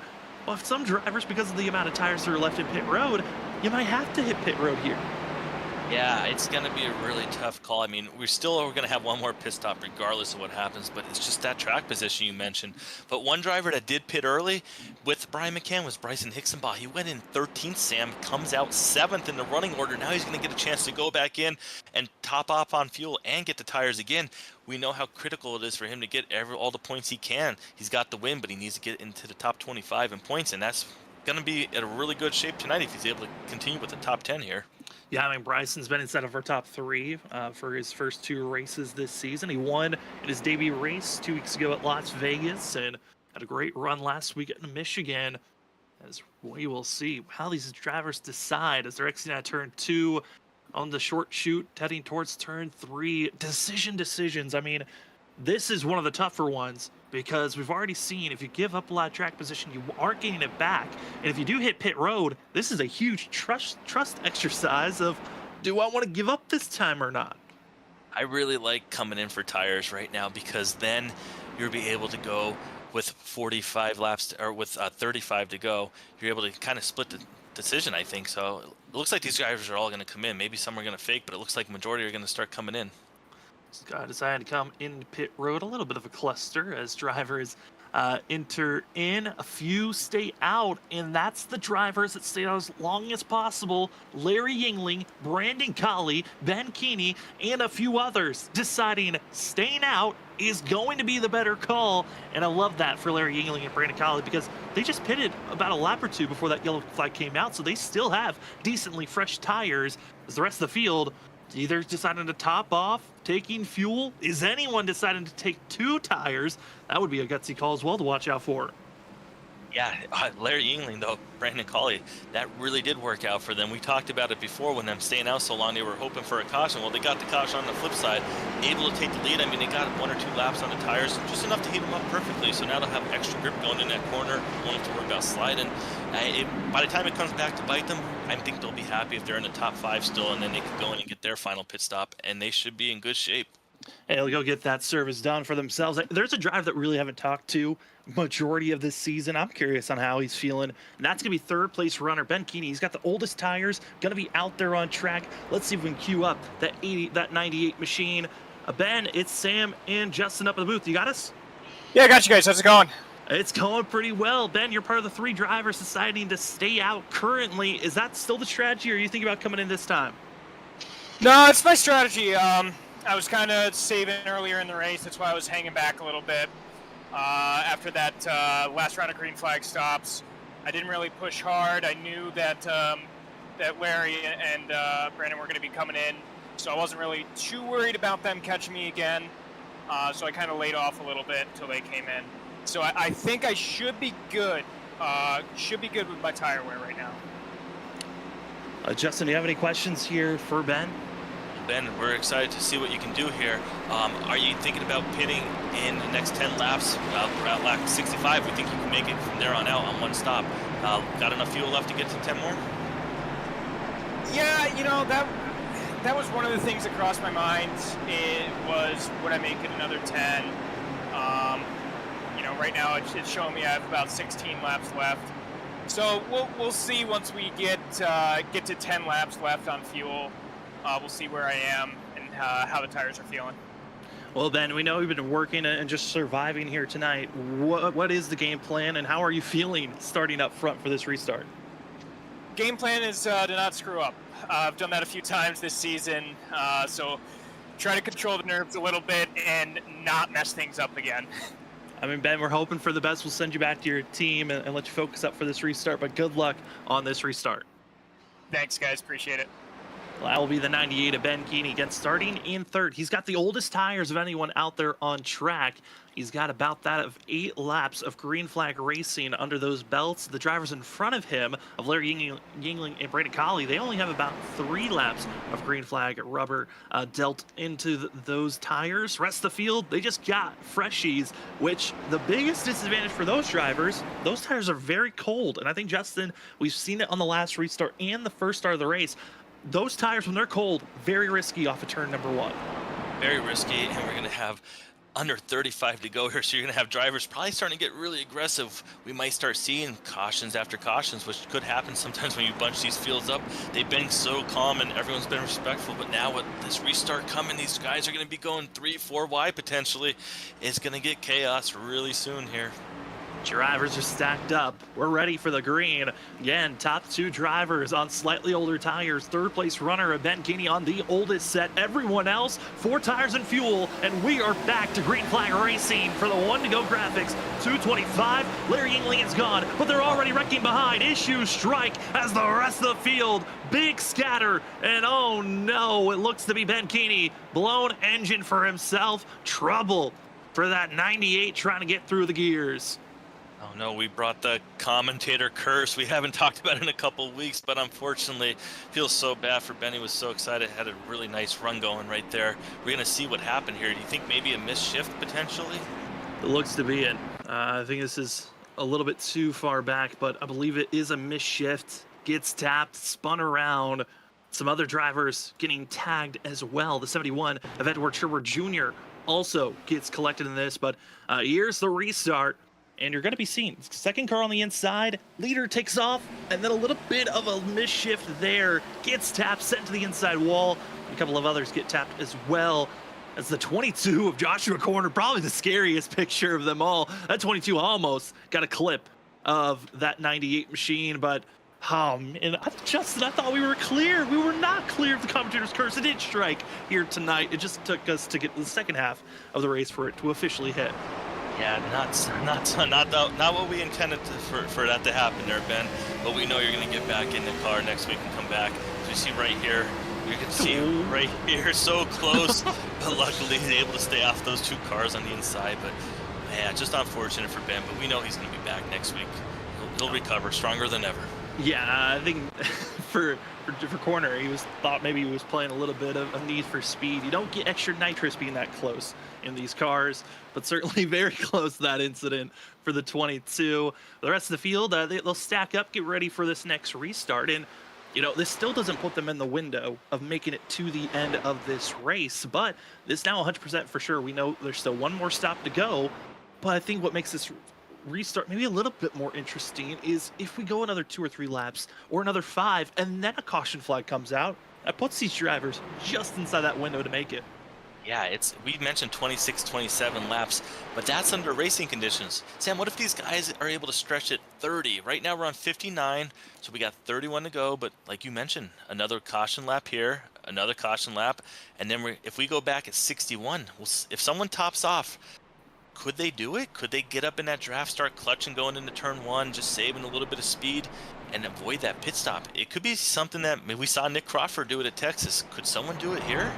I mean, there's plenty of chances to try something risky, and you know, talking about trying to something risky, do we risk bringing someone else up into the booth? I'm trying to think of the drivers that are eligible for us to bring up and talk to, but our commentator's curse has been so ridiculously strong this year for this season that I'm just curious if we even want to risk throwing someone to the wolves for this next restart as the field is waiting to get back to green flag action. A driver going to be calling tonight, Ben Keeney, blown engine for the 98. We again apologize for the commentator's curse. Thought it'd be cool to talk to him on this next restart, and luckily it did not go as planned for himself. But instead of cursing someone, we'll just take a quick break. We're going to step aside for another commercial break here. When we come back, we'll get ready for this restart, as it will be Larry Yingling, Brent Colley, Brian McCann, Brian P. Johnson, and Shane Terry in your top 5 for the one-to-go graphics 225 here at Pocono. You're watching the WSSR Roasted Gems Cup Series on Freaky Fast Broadcasting. Thank you for joining with us. We'll go side by side. When we come back, we get back to the green flag action.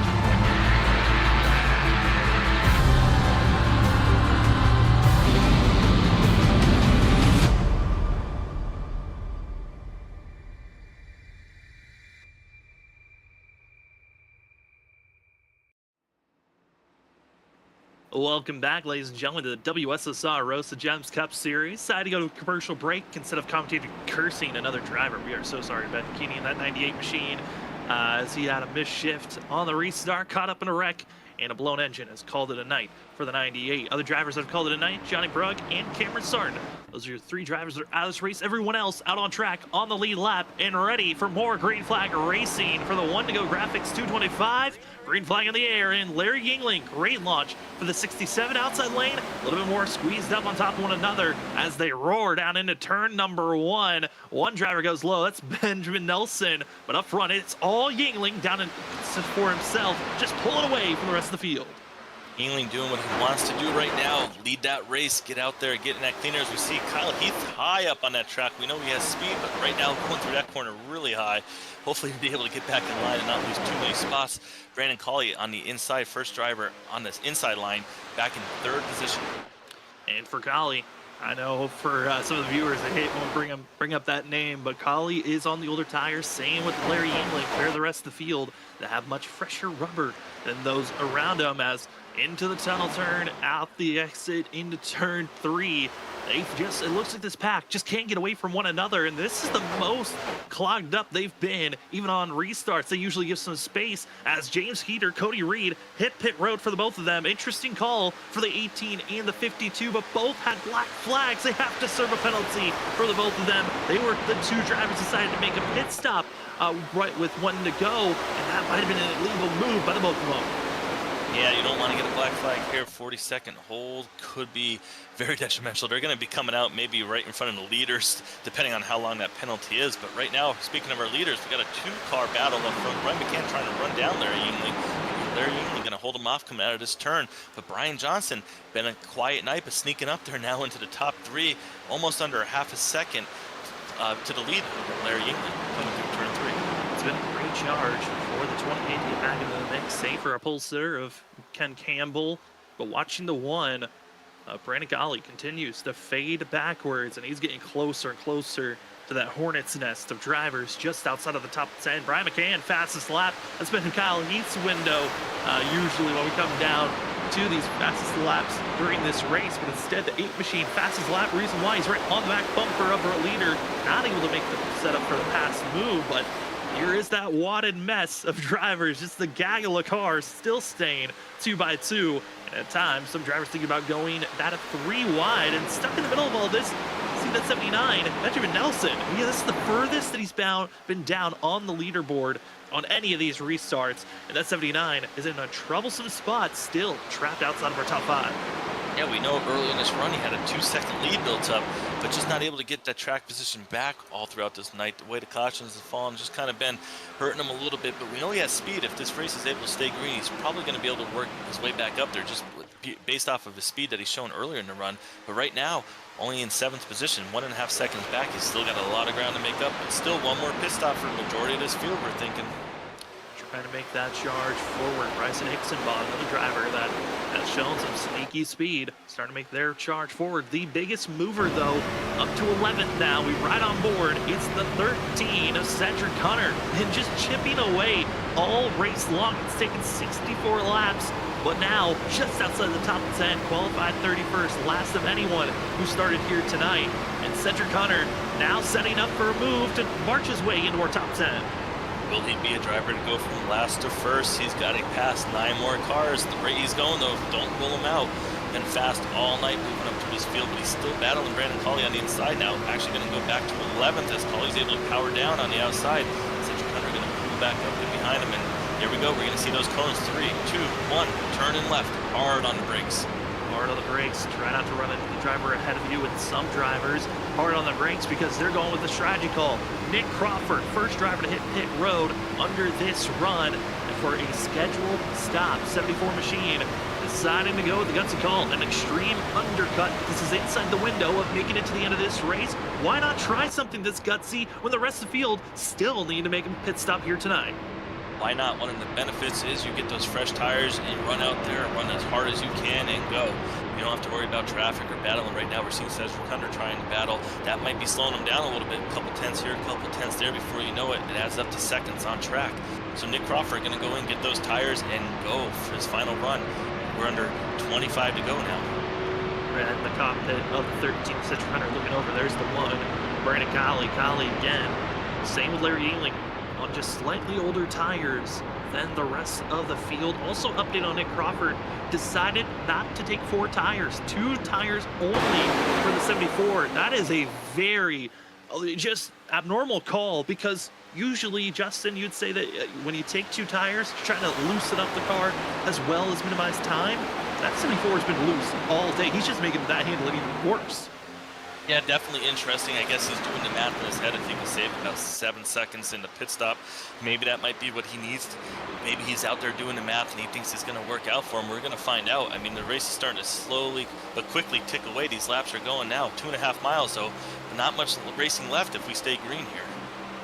More drivers hitting pit road. Shane Tarian as well as Zach Hall going to make their stops. Teammates from the Carolina Reapers into pit road. Their other teammate, Bradley Johnson, continues to stay out front, battling for second place in that 28 machine. Also being hunted and hounded by Ken Campbell, our pole sitter, and Kyle Heath, who started second. Those 2 drivers are just not wanting to give up, staying inside of their top 5. And this has been, for both of those drivers, probably their best run of the season, just from the start of the race to where they are now. Yeah, it definitely has been.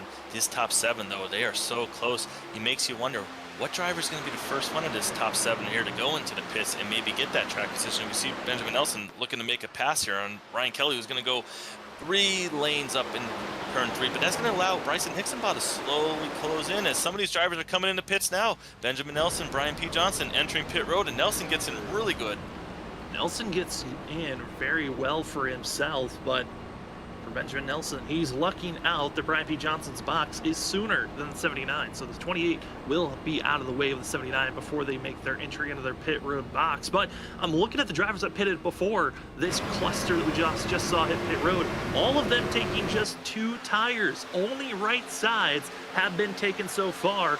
I'm curious on Brian P. Johnson, also on Benjamin Nelson. Will they take 4, or is it just 2 tires for themselves? And Benjamin Nelson, the first driver that is pitted early to take 4 tires, and he's given up a lot of time to get that extra rubber.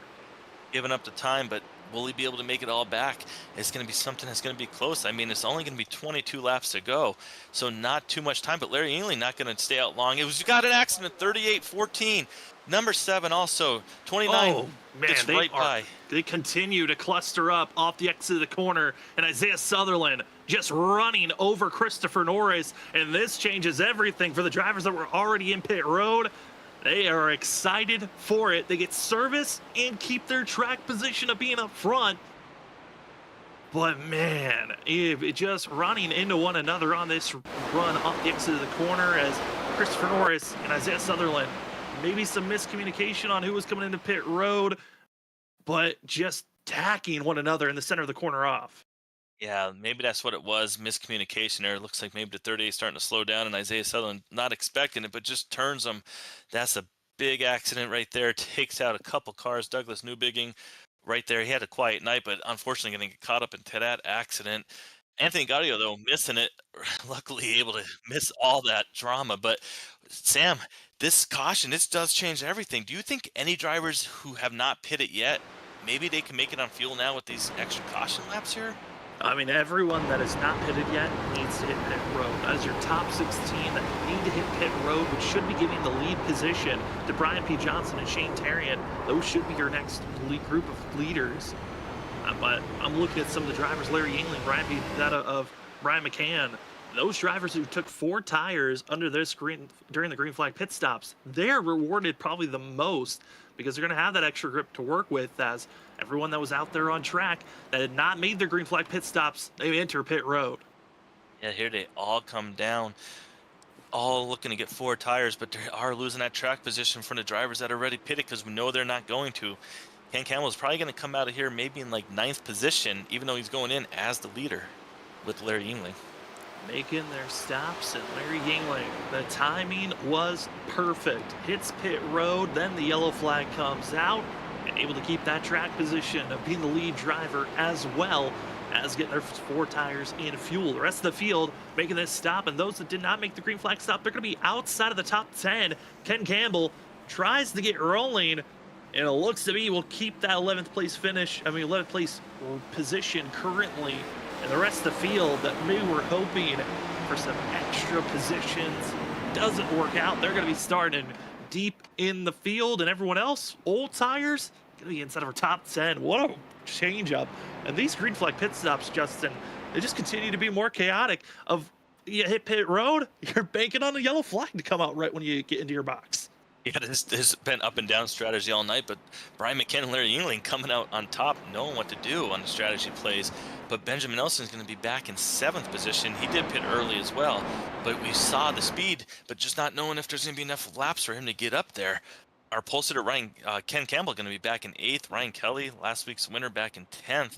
We got a lot of drivers on all different strategies, but it's now go time. No one's going to be pitting anymore here, I don't think. I'm not expecting pit stops to be made at any point. Maybe the only time that we could be seeing a pit stop could be if we have another quick caution and maybe 5 to 8 laps. But that is, it seems like this is really the finishing line for a lot of these drivers on pit stops. That was your money stop. You're now made your bed. You're going to lay in it for the rest of this race, as waiting for that 1 to go marker. Let's see if we can chime in our leader currently, Larry Yingling. The timing worked out great for him to be in that lead position. Expected the 1 to go marker to be given for these drivers to the inside, and let's see if we can queue up our leader. 67, Larry Yingling, and Sam and Justin up in the booth. You got us? Yes, sir. Well, Larry, the timing worked out. You hit pit road, the yellow flag comes out, and you keep your track position up front. How are you feeling after that bizarre timing to keep this track position? Feeling pretty decent, I guess is the word for me. Yeah, I felt like I was around 5th the whole night.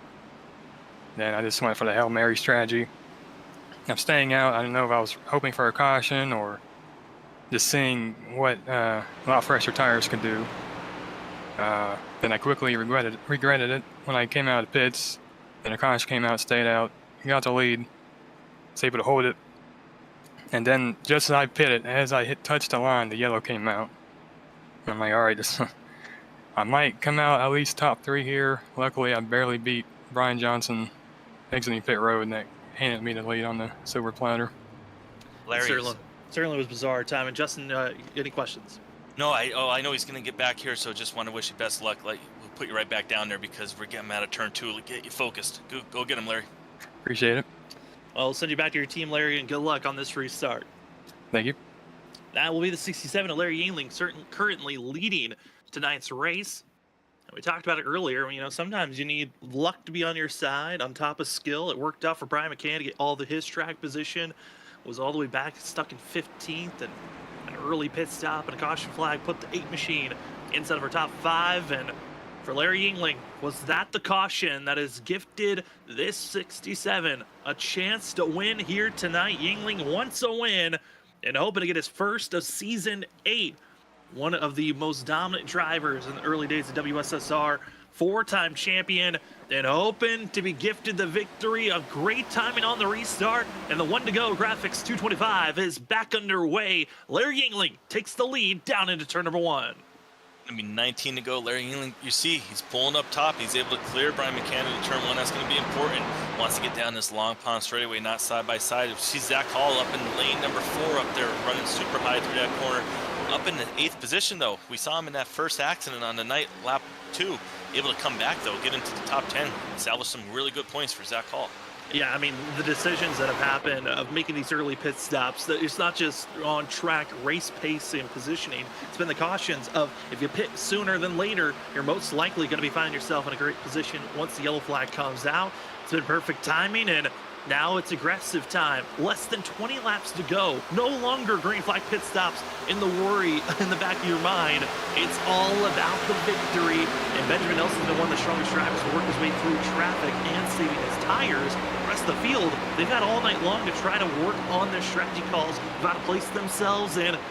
With 18 laps to go, this track has been ebbing and flowing. We talked about how if the track temps raised, well, it could be a big factor to watch out for. But Justin, with the amount of cloud cover and the amount of cautions we've had, the track temp actually has lowered. It was at around 87 degrees for the track temp. It's now down to 83, helping out with the grip just slightly. Given that little bit extra grip, that means these drivers are going to be pushing that extra hard going into these corners, just a little bit harder. Could lead to some drama, though, coming out of the corner. You're pushing a little bit harder before you know it. You get some wheel spin. We could be seeing some guys coming out of the corner sideways, causing accidents like we've seen throughout this night, and that would be changing strategy again. But Benjamin Nelson, our first driver up front, poking to the inside, looking to get more spots. He does have some drafting help behind. These drivers are now, we're not seeing a single file like we saw earlier in the run. So you see Isaiah Sutherland get a little loose in the back, blocking there. That was Ryan Kelly and Isaiah Sutherland getting a little mixy between one another. The 3 machine and the 14 just giving no space as they continue to fight back and forth. I know Sutherland frustrated with the contact between himself and Christopher Norris and trying to make their charge and recover some of these positions back. Again, Sutherland, one of those drivers that needs a good finish here this evening. It comes in 17th in points, just outside of the cutoff line. And if Sutherland doesn't have a good run, other drivers are thinking, hey, this is my chance to pounce, such as Ken Campbell, who currently runs in 6th place and looking for his first top 5 of the season if he can get by Shane Tarian. As Ken Campbell, well, you see some drivers getting into the wall coming out of turn 3. We're talking about the aggression's picking up. We saw a couple puffs of smoke up there. But Ken Campbell, he's having a great night tonight. Got the pole, doing what he needs to. He's showing his mid-season strength right now. He's trying to solidify himself in the top 16 in the standings. And tonight's doing what he needs to tonight, getting all the points, trying to max out as best as possible. Certainly is trying to max out and moving forward efficiently as one of the drivers that was hoping maybe he wouldn't be caught up in the slight mess of losing ground. That's Kyle Heath, part of the drivers in the crew that had to make a pit stop under this most recent yellow and is caught back in 10th place, trying his best to move forward. Also other drivers that are on the move, John Forbes and the 11, having Edward Sherwood Jr. Sherwood Jr., one of the drivers that really lost a lot of time in the points after missing a couple of races this season. That 71, another one of those that need a solid finish here tonight. Solid finish is always important. You mentioned Kyle Heath. He was a driver that I was watching throughout this night. I really was looking forward to seeing what he could do at the end of this race. Unfortunately, the track position battle kind of bit him there, putting him back a little caution. bit. And it's going to be seen the drivers further on back, slowing down. Trying to see exactly what brought out this yellow. I think it might have been around the 1 machine, and it was the 1 and the 14. Isaiah Sutherland, Brandon Colley getting a little bit contact with one another sideways for a quick moment. That brought out the yellow, and then able to get it straight. That was through 1 and 2, and I believe this might be the incident of Colley and Sutherland trying to split the gap on Chris Stitz. Colley gets the better run on the inside. Rue puts the pressure on, but because he's going with a more shallow entry, has to slow down a lot more, and Sutherland just blasts his way through the 1 machine. But luckily both keep it off the wall. Yeah, that's the key, keep it off the wall. But we do get that yellow. And you mentioned if we got a yellow maybe 5 laps into the run, would anything happen? I can't see these leaders giving up track position, but I could see someone maybe back in 13th or 14th come in for the extra tires and see if they're able to march back up through the field. But I'm not expecting many people up front to pit. Yeah, I mean, like you said, 13th, 14th, if it's a whole cluster of drivers from 13th to 14th on back, all coming as a group, they might be able to gain some of those positions back. As here's your race report so far: 6 caution. This is our 6th currently, and we've had a total of 8 different lead changes. It's been back and forth on the strategy calls. There haven't been a lot of green flag passes for the lead. There's been just a couple of those. That was happening a lot earlier on, but the drivers trying to keep it clean and green. And this is not the most caution-filled Pocono race. This is actually, I take that back. This is the most caution-filled Pocono race. But Pocono, I would say, it is a toss-up of if you're going to see a lot of cautions or it goes green all the way through. It's one of those bigger tracks where if everyone can get spaced out, usually we get a long green flag run. And just tonight, with the way that this setup works, the way the drafts works, it's hard to get away from one another, Justin. Yeah, it's like you said, if we saw the drivers get spread out, but then the second they get side by side, they would all of a sudden throw a blanket back under them. They would all be 10 cars separated under a second. And then they would have to work another 10 laps to get spread out again. But I really thought they would get a little more spread out with pit stops, but it didn't seem to happen too much tonight. But drivers are coming into pits. Are they faking, though? Shane Terrian wants tires. Nick Crawford wants tires a lot sooner than I was expecting to see the pack come in and hit pit road. And it looks to be a major split decision as around 14 drivers deciding to stay out. The rest, tires are king as they hit pit road. As we get back to green flag racing, it's going to be around 11 laps to go, maybe around 10. And the grouping of drivers that just came into pit road, this is a risky call, but I think for some of them, they recognize, hey, let's take a risk. It's Pocono. Who knows what's going to happen? I think anytime you're a little further back, it's worth taking a risk. You never know. Tires do matter, but track position also matters, so that's why we didn't see the top of the leaders up there pit. But I was just surprised to see them pit as soon as I did. I was expecting more back in the mid portion of this field, but not so much in the top 1/4 of it like we saw there. So we're going to see right now with Shane Therian. It's going to be one of our first drivers with fresh tires. We're going to keep an eye on him, see if he's able to get back up into position and gain back all those spots. Trying to get those positions back if possible, as the field getting excited for this ramp up for themselves. As field's curious, where is this positioning and how is it going to work out on this restart? You know, one of the drivers I'm curious about who's running up front. Again, talk about those that are right around the cut line for points that need a solid day for themselves.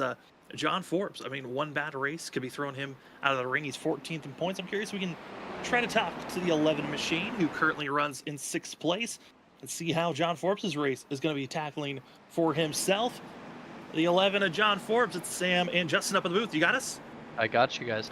Well, John, you find yourself in 6th place, up 15 positions. Didn't qualify well here tonight, but track position has worked out for you to be inside of our top 10. How are you feeling personally here tonight? How has the car been feeling here this evening? Yeah, the car's been pretty decent. I think just playing the strategy right is what's gotten me some track position. I've made some pretty decent passes out the track, but the strategy and getting on and off pit road's been really important tonight. Pocono's really never been one of my best tracks, so just getting out of here with the top 10, just putting myself further into contention for a playoff spot is kind of the goal here. I'd be really happy with just finishing it out right here, but we'll see if we can finish in the podium tonight and talk to you guys later. John, we hope we get to talk to you later, but tell us about the track. We see the cloud cover coming in. Seems like the track's really starting to cool off. Has that helped your car out? Are you enjoying it better with the cooler temperatures? Yeah, I definitely think the weather's helped. I think when the race started and we put that like second set of tires, third set of tires on it, the cloud cover's kind of off and on, but the track just felt like it was warmer and a little bit slippery, and the cars were really loose, especially on that green flag stop we had. The track felt just really bad at that time. So yeah, I think where we're at right now, it's cooling off, and it's going to be an incredible show to the end here. It is going to be an incredible show. We're looking forward to watching you do everything you can, though, to get up there and get to that podium finish, or even maybe battle for the lead. So best of luck. We're going to send you back down to your team. Thank you, guys. As that was the 11 machine of John Forbes, starting in 6th on this restart, hoping that on that outside lane, going to get a better run for himself. But honestly, these drivers, the pressure's on. It's going to be 11 laps to go when they go green. And Justin, I know that John wants to finish where he's at, but honestly, on these restarts, it's just going to get more and more chaotic. We all saw some drivers attempting 3 wide down into turn number 1. We could be seeing similar strategies here if they decide to go just as crazy, as we find Larry Eagling, Brian McCann, your front row, ready to see the pace car pull it off into pit road. It's go time here this evening. Thank you for joining with us on Freaky Fast Broadcasting. The one to go graphics 225 here at Pocono is back to green flag action, and it is all time for Larry Yingling. Can he hold off the drivers that just got fresh rubber that are all the way back around 18th position, or will he have to hold back just the Hungry Wolves that are directly behind him? Those Hungry Wolves are behind, and Brian McCann didn't waste no time. Go right to the outside. We haven't seen this move yet.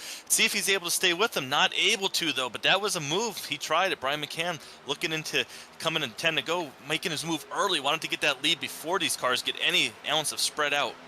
Trying every little bit of pressure, and looking at the drivers currently, you know that it's the front group of 10 that you initially have to watch out for, but those that just got fresh rubber being led by Nick Crawford in 16th position. He's been able to get a couple of spots. Shane Darian's also being slightly aggressive. Those drivers need to make moves now if they want a chance to get at least a top 5 finish, let alone thinking about going for the win, because at this time, your front 2 are gone and dusted.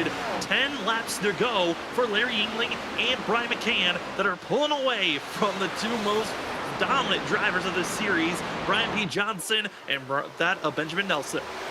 Benjamin Nelson trying to clear Brian P. Johnson out of the corner, but not able to do it. This is what the leaders want to see. They want to be able to get away from this battle for 3rd, and this way it can come down to the top 2. But Brian Johnson doesn't have it. He wants to be able to get into 3rd. He doesn't want to let Nelson get by. But right behind John Forbes, we talked to him. He's right there, too. He wants to get up into this battle. Fight for every little bit, scrapping and clawing and going after every little position. You need to make these passes efficiently and quick, as now Benjamin Nelson is cleared for 3rd. The speed is there, and into the wall, the 31 of Kyle Heath, hard contact. Everyone keeping it straight for now, but for that 31, oh no, it's other driver spun around. It's Christopher Wade, corner, big contact for the 53 and the 22. We stay green as those drivers did not have oncoming traffic, so we stay green with 9 laps to go, and the battle for the lead is back on with the 8 of Brian McCann and Larry Yingling. Lead is on. Brian McCann is there. He's going to make a move to the inside here in the tunnel turn. You're riding on board. Going to get underneath Larry Yingling, get down into the corner, get to the yellow line. picture perfect. Looks like he's going to be able to come out here alongside him out of the corner. Not able to clear him though. And that's going to open up the door for Benjamin Nelson and Brian Johnson to come right in on top of these drivers. That little bit of gap they gained is gone now as these drivers battle side by side into turn 3. Small little advantages you can take all around, or do you take the big shot? And there was a massive one for McCann, but Yingling holds on. Slight contact off the exit of turn 3, but with that bickering and battling, they're giving up time to the 79. Benjamin Nelson is there on the back bumper of McCann. Oh, he's there. It's a 3-car race now. About to be a 4-car race as these drivers battle. Larry Yingling wants to see these guys side by side so he can pull away, but it's not happening yet. They're going to stay single file down a long pond straightaway. 3,000 feet. Going to be into turn 2 where they're going to have to do some slight braking, but that's going to set it up for turn 3, which is where Brian McCann last time looked to make that move. But he's not as close this time going into turn 3, and this time by. This time by, it is still looking to be Larry Yingling, but Benjamin Nelson pokes the nose down below, trying to take this spot as quickly and as efficiently as possible. Main reason why, those drivers that just pitted for fresh rubber, Nick Crawford, Shane Terrian, they're now up to 11th and 12th position. They're slowly picking away one driver at a time each lap, but if they continue at that rate, they're gonna come up shy from battling for the lead. Battle for second, Nelson, McCann. Nelson's almost fully clear. McCann needs to keep that foot on the throttle, stay side by side, utilize the draft on this long pond straightaway as they head to the tunnel turn, and it's McCann not able to keep the nose fully ahead. They'll stay side by side into the tunnel turn. 67's loving this battle. He says, guys, stay side by side for the next 7 laps. Don't get any closer to me, and they're not going to be able to do it racing side by side. Larry Yingling's going to keep pulling away. These two are going to have to figure it out. Eventually, one of them's going to come out on top, and it might just be Brian Johnson who's right there back waiting for these guys, or maybe John Forbes going to get up there, or Kyle Heath, who we know has tremendous speed, was one of the drivers that set down one of the faster laps in this race. But still, side by side, not able to do it. Benjamin Nelson trying everything he can, side drafting everything, not doing it. Larry Yingling getting smaller out the mirror. And you also see all those drivers that are stuck side by side. That's further back in the field from 14 all the way back to 24. They are fighting aggressively on who can get the better positioning, fighting for the middle of the field. But up front, Paul Nelson, McCann, great showing of who's going to take what spot. And Kyle Heath, who had a monster collision with the outside wall off the exit of turn 3 just 4 laps ago. The 31's not giving up. Not giving up. He pancaked the wall, but maybe shorten the car up a little bit on the race side. Does not matter. He wants those spots back. We know he has speed. He wants to get back up to that front battle, but not able to do it right yet. He's still going to be side by side, kind of running into the same problem that Benjamin Nelson did, who still is not able to get around Brian McCann. And there's the new gaggle of machines that could potentially bring out a yellow. In the back half of that, it's got Nick Crawford, fresh rubber, Bryson Hicksonball. We haven't really talked about that often here this tonight, but they're right further behind. We're going to potentially overtime with 5 laps to go. This is going to be crucial of what is going to be the timing. Are we going to overtime, or is this inside regulation, green, white, checkered? As issue for the 7 of Douglas Newbigging, as well as Isaiah Sutherland on the front stretch, bringing out the late caution. You're seeing a damage right there on the 7. Not what he wants for his night, but this is going to be, here's the accident right there. It looks like maybe one car even got up in the air. Well, this is going to be a good showing of how this kind of mounted up. They've been fighting 2-3 wide. Off the exit of turn 2, they're still 3 wide. Drivers are pushing each other, already showing that they're frustrated. Into 5 laps to go. And they're 2 wide, 5 wide. Douglas Newbigging sends it to the inside groove, but watch out for Sutherland and the 7. The 14 and the 7 machine, both going to make contact off the exit. That's going to be Anthony Gaudio, which puts Newbigging in a tough spot. He tries to get back in line from Narnia up to trying to close in between himself and Isaiah Sutherland, and that gap is closed and just shoves the 14 into the wall, and the rest of the field tries to avoid, and there is a log jam just past the start-finish line. Log jam of all cars and smoke. Not much visibility for any of those drivers in the back with all that smoke. You see the 7 just sliding down the surface here. But this is going to change. Maybe not up front, but some guys in the back. Are they going to, they saw some of those guys drive from 18th up to the top 10 really quick.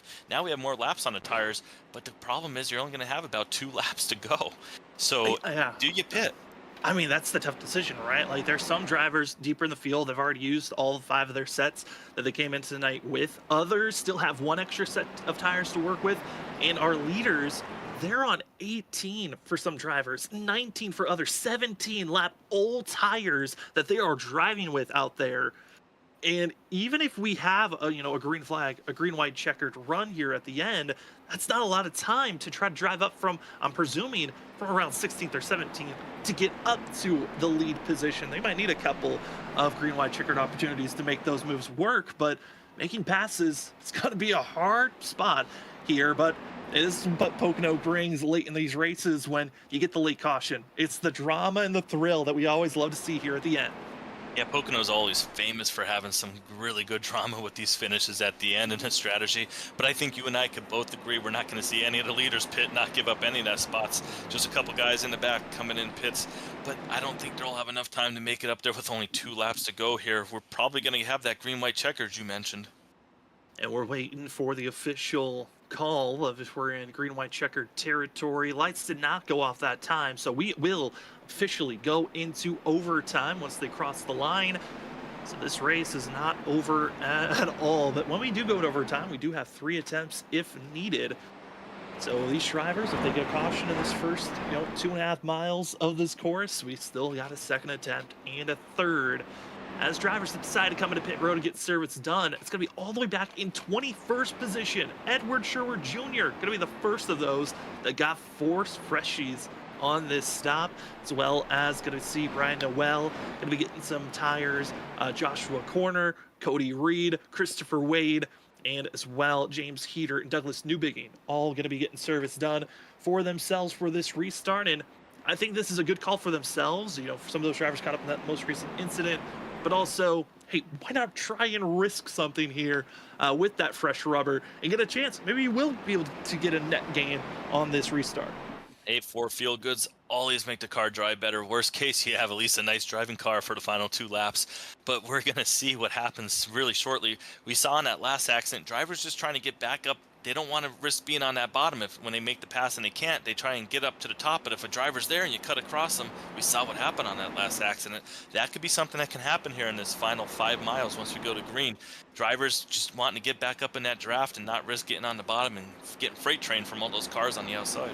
Don't want to risk it. That'll be a bad time for yourself as drivers getting set up and ready here. We talked to some of these drivers. There's one, though, that what a run on that last couple of laps we got to see. I'm curious of what the 31 is thinking. That Kyle Heath, who runs in 6th place, because Kyle Heath, again, clobbered the wall and trying to reassess, comes back, still has the speed. So let's see if we can cue up that 31 machine. 31 of Kyle Heath, it's Sam and Justin up at the booth. You got us? Yeah, I got you. Well, Kyle, we saw on that last stint, clobbered the wall, but still have incredible speed there to fight with the up front battlers. What are you feeling for this restart in our first attempt at green-white checkers? I'm feeling optimistic, but then again, I'm not real sure because this car is kind of weird right now because of older tires, so I don't know what I'm going to have. Kyle, this is Justin. We've been watching you all night. You've been putting on a great show. You've been one of the fastest drivers out there. Just can't get that track position. But you're going to be restarting here on the outside, which is probably pretty important, being able to stay up in that draft on the outside line. How important is that going to be for you? Oh, that's very important. It's very hard to pass, especially trying to stay down low. But some cars are able to pass me down low. I don't know how they do it, but they're able to do it. But I've had a rough day today. My kid's in the hospital, and I came here to race tonight. I wasn't going to race. Trying to ease my mind, so it's my best track, so I'm hoping to get a good finish. And we're hoping for the best for your child, and we're hoping for the best for you for your best finish here this season. Kyle, good luck on this restart, and hopefully we'll be talking to you at the end of the night. Thanks, guys. That's going to be the 31 of Kyle Heath. Here we go, Justin. It's going to be a fun one. This is our first attempt at green-white checkered attempt, officially in overtime. If we get a caution under this first lap, we will go into attempt number 2. But if we stay green, we get that white flag, this race becomes official, and it's all about who crosses the line first and wins here tonight. Welcome to the 1-to-go graphics 225, first attempt at overtime.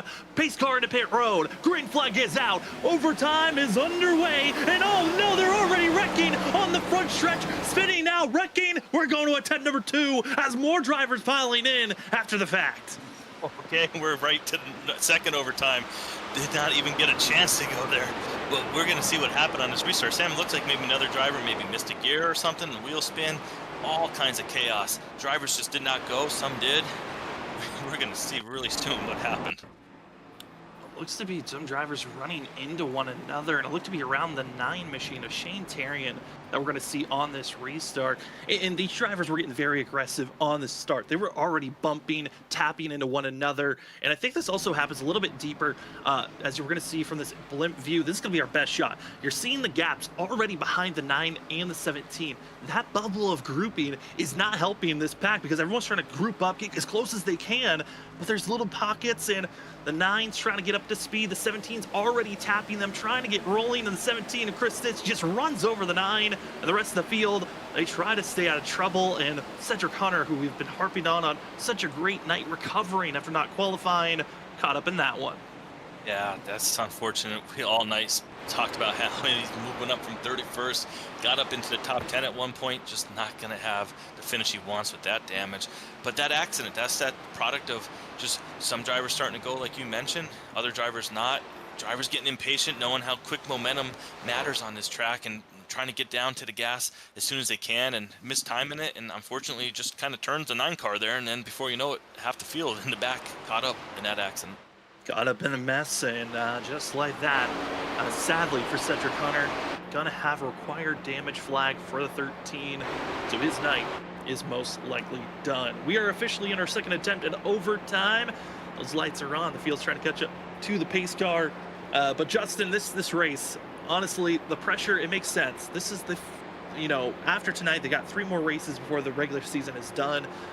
Every point matters so much for these drivers, and they are putting on a great show for us to see where they're going to be placed, and we're starting to see movement of drivers that need to get up front, showing that they are getting up front. Hey, Brian Hickson, one of those drivers, in 8th place currently. Ollie Fonseca, who needs a good run inside of our top 10, and also seeing some other drivers that having some of their best finishes of the season if they finish where they're at right now. Yeah, this has been a really long race tonight, and these drivers right now are probably thinking, I just want to finish this race kind of in the spot I'm in. I'm happy with that. This is like how Pocono goes, though. Pocono always ends up being one of those long races, especially if you get a couple of cautions, because they just take so long to do the laps, that now all of a sudden the drivers are starting to kind of get that feel in their minds where they're starting to get a little frustrated with one another out there on track. It's very hard to pass. We see that, how hard it is. You go to make the pass, you think you're faster, you pull out, you don't have to draft help, and you can't get around, and it kind of starts leading to your tempers boiling over, and then before you know it, you have guys pulling up in front of one another, and kind of leads to what happens here at the end with these green-white checkers. It kind of all fuels into the drama that we're seeing on track. You want to hear more drama? Just heard from the driver's radio, and I kind of forgot about it.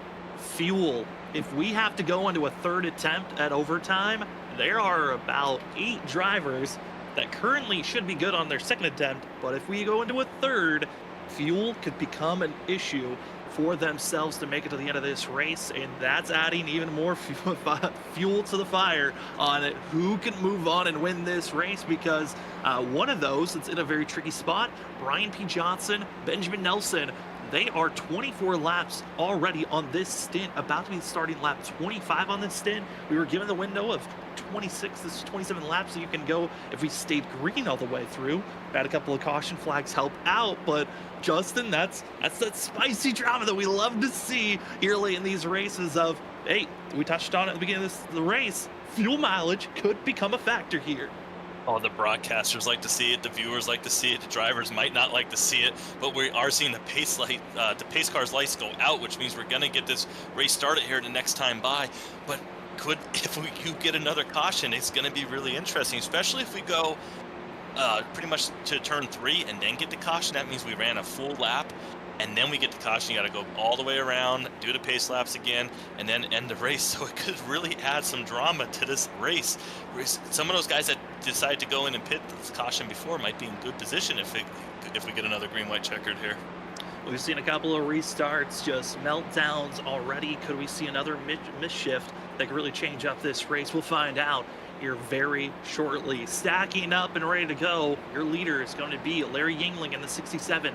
Brian McCann going to be in second, Benjamin Nelson third, Brian B. Johnson in fourth, with John Forbes in fifth. Sixth is Kyle Heath, Bryson Hixenbaugh seventh, Ken Campbell, our pole sitter, going to be starting in eighth, with Nick Crawford and Ollie Fonseca finishing out your top 10. Only driver inside of our top 10 that has the freshest of rubber, those that pitted about 15 laps ago, Nick Crawford. Then behind them we'll find Ryan Kelly and Brandon Colley.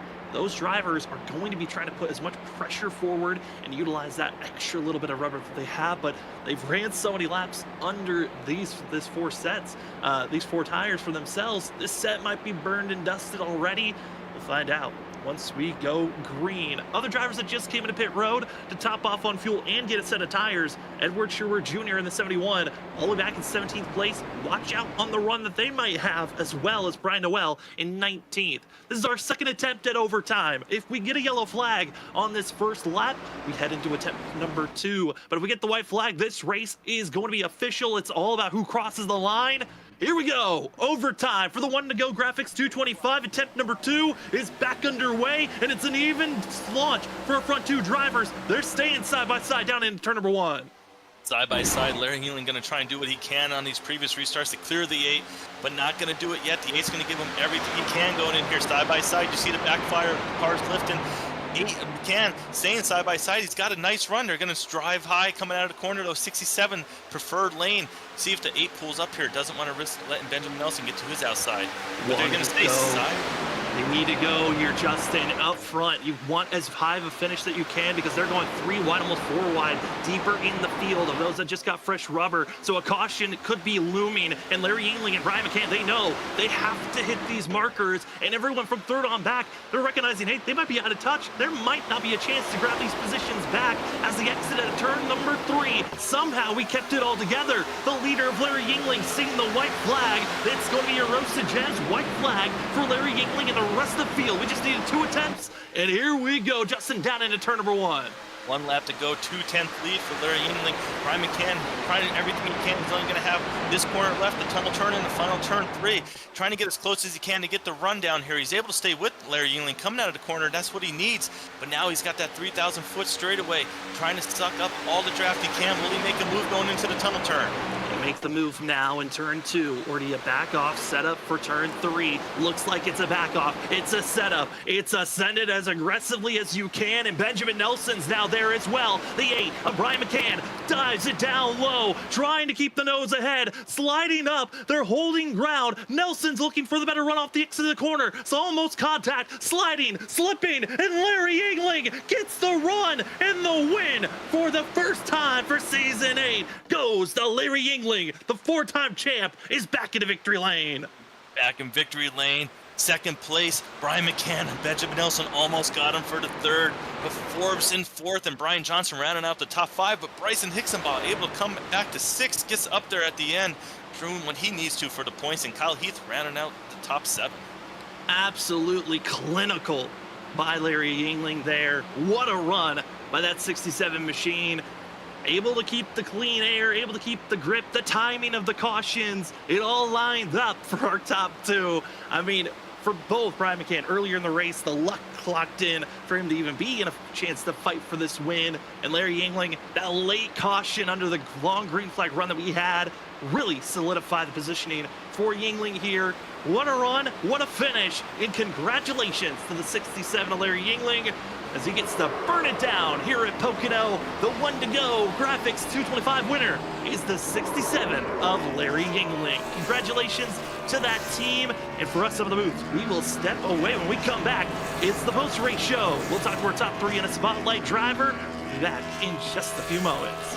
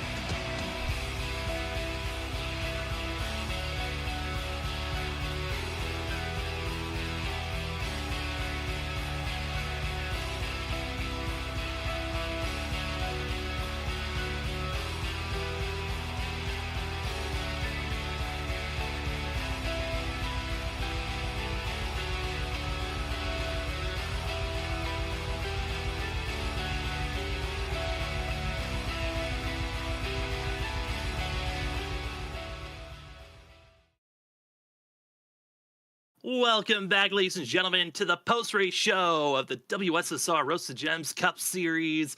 Race 9 is in the books. The one to go graphics 225 going to be heading towards the 67 of Larry Yingling.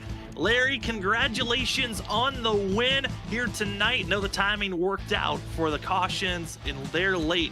Had to survive over Brian McCann. Man, how are you feeling after those 2 overtime attempts? I'm feeling awesome. Finally able to get a win. I know I definitely wasn't the fastest tonight. I know it's very tough to pass. And I always, past few weeks, I've been thinking if I ain't the fastest, I hope I have some luck on my side. And after I went long that first or second long run, pitted, came out like 20 something, regretted it. Then that caution came out 2 laps later, and that I stayed out. That put me to the lead. So I got lucky there. Then when it came to pit after that, right as I pitted, caution came out and exited the pit road and ahead of the others that were right behind me that pitted. And that just handed me the lead, and I knew just make no mistakes, and it'll be tough for anyone to get by. Larry, congratulations on that win, putting a W in the win column. How is this going to change your strategy or mindset going forward with the couple races left before the playoffs? Is it going to make you be a little more aggressive now, knowing you got that win? That's a good question that I don't even know the answer of. I know the past few weeks, this week, I forget what I did the last few weeks strategy-wise, but I definitely went long tonight in hopes of getting lucky, because I haven't really won much past few seasons, or season and a half really. But now that I got a win, I don't know. I guess we'll find out next week. Yeah, I mean, Larry, it's been a while since we've gotten to see you in victory lane, but you certainly are always a threat that we know of. Next race we're going to be at Auto Club, then Nashville Superspeedway, and Atlanta Superspeedway are our next 3 races. What's the confidence level for those 3 racetracks? Fairly high. Auto Club last season, I feel like I lost that myself, just being dumb and not exactly doing what I should have done strategy-wise. But since we last ran there, iRacing has had track updates, track grip and stuff, so we'll see how that drives. I forget the second track that you said, but the third, I think third track is Atlanta Superspeedway. I've never really ran there before, so I don't know how that race is going to go. I think it's going to be the fun thing that no one knows what's going to happen at that track. But Larry, again, congratulations on this win. And before we let you go, the floor is now yours for any shout-outs. Definitely shout out my teammates this race, Ryan Kelly and James Heater. And my sponsors, Cody Glencock's Music on Spotify, YouTube, and TikTok. Port City Cards on Instagram. And DW0 on TikTok if interested in virtual or in-person weight training and nutrition in the Shreveport, Louisiana area. And big shout out to you guys, and look forward to next week. Can't wait for it. That will be the 67 of Larry Yingling grabbing his 14th career win. Congratulations, Larry, and good luck next week at Auto Club. Thank you, sir. As we move on from victory lane, we go down to second place where we get to talk to the 8 machine of Brian McCann. Brian, it's Sam and Justin up at the booth. Congratulations on second. Man, it looked like you had a chance there late, but what else did you need to have a chance to go for that win? Needed to soak my tires a little bit more. It was hard to pass. I gave it everything I had. There was a few opportunities off some restarts where I tried to go on the outside, try to go on the inside, and man, it's just tough.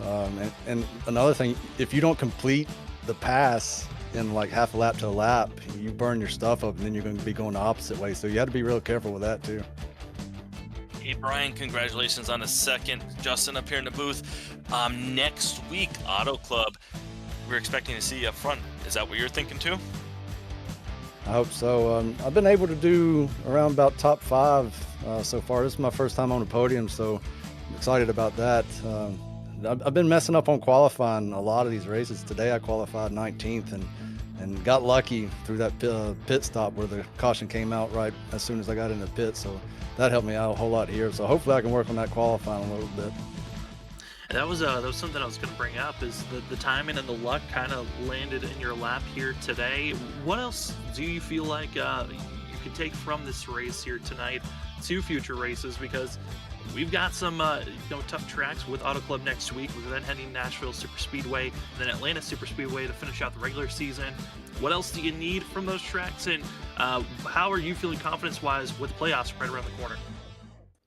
Feeling pretty good as long as we don't have a string of bad luck from here. I'm looking pretty good in points to make at least the first round of playoffs. So the competition out here is strong, and I can only imagine it's going to get better. So I might have to put a little bit more practice time in. Well, we cannot wait to see what a stronger Brian McCann's going to look like out there. Congratulations for second, and good luck next week at Auto Club. Before we officially let you go, the floor's now yours for any shout-outs.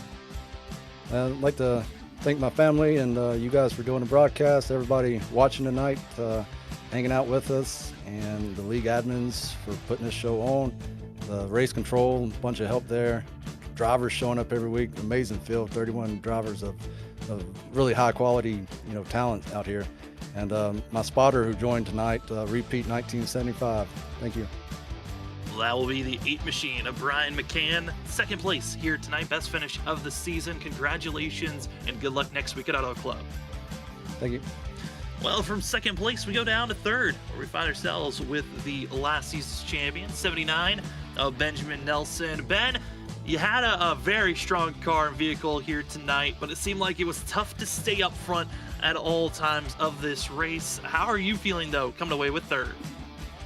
I'm feeling pretty good about it. I definitely feel like I could have won that if the cautions didn't keep coming. I needed that to go green, but pit road was not my friend tonight. I don't know what was going on, but I always lost spots on pit road, and that wasn't helping anything. So again, another reason why I would like to go green. But man, I could really just send it on the inside, and it stuck, and maintain on exit. Made a lot of passes that way, and seemed to work. I feel like if I could have got to Larry, I could have got him, but I just didn't have enough time. Ben, congratulations on the third place finish. You obviously had tremendous speed throughout the night. We saw you build up a nice lead early in the run. We noticed the track changing often throughout this race. Were you working on the brake bias at all? Changing anything out there in the car, or just driving differently? I mean, it was changing a little bit. Like, for me, it felt like the rear was grip shifting a little bit, because at the early part of the race was a little bit more snug, but as the track heated up, it got a little slicker, so I had to be a little more careful, especially on brand new tires. It was real slick. So I wasn't really doing a whole lot with brake bias. That was always all the way to the back, except for on pit stops, because if you do that on pit stops, you tend to spin out. But otherwise, no, not too much adjustment, just basically driving style changes. Had to do little tweaks here and there just to make it turn better or get less loose on exit. Well, Ben, still an amazing run for yourself here tonight. And before we let you go, the floor is now yours for any shout-outs. Okay, thanks. I'd like to give a shout-out to my Aunt Marilyn. I'd like to give a shout-out to everybody that's in my house watching right now, all my coworkers, all my friends, you guys for such a amazing broadcast that you guys always put on. They're so much fun to watch. I'd like to give a shout-out to the league admins. They do a lot of work for us, and it shows. I'd like to give a shout out to Steve Benjamin, Roasted Gems Coffee, Trophy Smack. We had a pretty decent race tonight. All the competitors in general did a pretty good job. This could have went a lot worse than it did, so I'm happy about that. And that's about it. Thank you. Well, that will be last season's champion and third place finisher here tonight. It's Benjamin Nelson in the 79. Congratulations, Ben, and good luck next week at Auto Club. Appreciate it. Well, from third place, our spotlight driver not too far away. We actually move up to just fourth, where we find John Forbes. John, we talked to you when you were in sixth. He said, hey, it would be all right if you finished there. You moved up 2 spots at the end of the day. How are you feeling now with fourth place after tonight's run? Yeah, definitely. Feels pretty good to get out of there with this finish. Not sure where I'm at in points right now. I believe I'll probably be in the top 16 if I wasn't after last week. But yeah, just trying to keep some momentum going here. This league's been kind of interesting at the beginning of the season, just getting in wrecks and stuff when all that was going on. So Yeah, really happy. It's been clean the past couple weeks, and going on to Auto Club next week instead of Martinsville will be a little bit better, and pretty similar to these 2 tracks we've been on the last couple weeks. So yeah, really gonna be fun to just keep this playoff momentum going till we get there. John, congrats on the 4th. Glad to be able to talk to you here. Walk us through that last half lap. You had to see the battle, especially in turn 3 with the 2 leaders there. What were you thinking? What were you expecting? What was your plan in case they did start getting the beating and banging? Were you thinking about maybe getting by all 3 of them there at that moment? Yeah, I mean, I was definitely hopeful. I think going into the last lap, they kind of singled out. I was like, oh man, I want them to stay side by side so we can try to get a run on them. And yeah, me and Ben kind of going at it. I was thinking, I tried to get in there really deep into the tunnel turn, and yeah, it definitely wasn't a good decision. I mean, he got out of there really good as well, but yeah, I just got in there a little bit too deep, and if I didn't do that, and then I saw them get side by side going into the last corner, I was hoping they were gonna use each other up, maybe push each other into the wall or something like that, and help at least me get by and try to get that win. But it's cool to watch them keep it clean. We were almost 3 wide, come across the finish there, but yeah, I think if I just got through the tunnel turn a little bit better, I would have maybe been able to snag 3rd there at the end. But overall, just really happy to come out of here with the top 5, and pretty much a good points night overall for the team as well. I think Gaudio finished 13th, so definitely trying to stay on that championship hunt for the team stuff as well. It's gonna be hard to get a win there, but a top 3 definitely could be achievable if we keep up the momentum. I mean, John, looking at point standings, as they've been updated, 11th looks to be your standings currently after the points have been updated. So not a pretty good upgrade. You moved up 3 spots from where you were with 3 more races left in the regular season. How are you feeling about these upcoming races? We have Auto Club, Nashville Superspeedway, and Atlanta Superspeedway as our final 3 races of the regular season. Yeah, I feel pretty good. They're all pretty decent tracks, especially Auto Club. That one went really green last season, if I remember. It's a hometown race as well. Fortunately, it's been torn down, but yeah, it's always fun to go to a track that's nearby you and a place you've been to in your life. So that's gonna be really fun. And then Nashville, definitely need some practice there. I don't know if I've ever run these cars there, and these being, I mean, somewhat similar to B-class cars, where the college series is gonna be in a couple months here. So yeah, it's definitely gonna be good to get some experience there, to kind of build the character, the driving skills, and then yeah, of course, Atlanta Superspeedway. That one's it's definitely gonna be entertaining, but it's now sitting here in 11th. I mean, I don't really have to worry about it too much, no matter what happens. So just gonna be going out and trying to have a really fun run, maybe get a win there. Usually have some good luck on these super speedways, so I mean, that's what you can call it now since they've redone the track. But yeah, looking forward to it. Looking forward to getting these playoffs going as well. Can't wait to see how you're going to perform here, John. Congratulations on 4th and being tied as the biggest mover of the night from where you qualified. And before we let you officially go, the floor is now yours for any shout-outs. Yeah, I gotta thank JDF Performance Mods for being on board tonight. Go check them out on Instagram. Do a lot of cool car stuff through that. I want to thank eFlex Fuel. Go check them out as well for a E85 kit for your car. And also my brother for putting some schemes together. Need to get some new ones going for the playoffs here pretty soon. Yeah, I want to thank you guys for putting this on. Looked like a pretty entertaining race tonight. I'm looking forward to going and watching it later. We cannot wait for next week, see how you perform, John, and thanks you for the compliments. Good luck, and congratulations on 4th place. Thank you. As we move away from our interviews here tonight, again, 31 drivers took the green, and it was a wild one here this evening for these drivers. Race 9 is in the books, and drivers are moving up and down in the point standings. And one of the biggest losers of the point standings, Cedric Hunter, who again caught up in a late wreck, but was not able to finish where he wanted to, didn't qualify well. It was a fight all night long. And one of the bigger movers, actually Bryson Hicksonbaugh, who continues to close in on that crucial 25th position in points.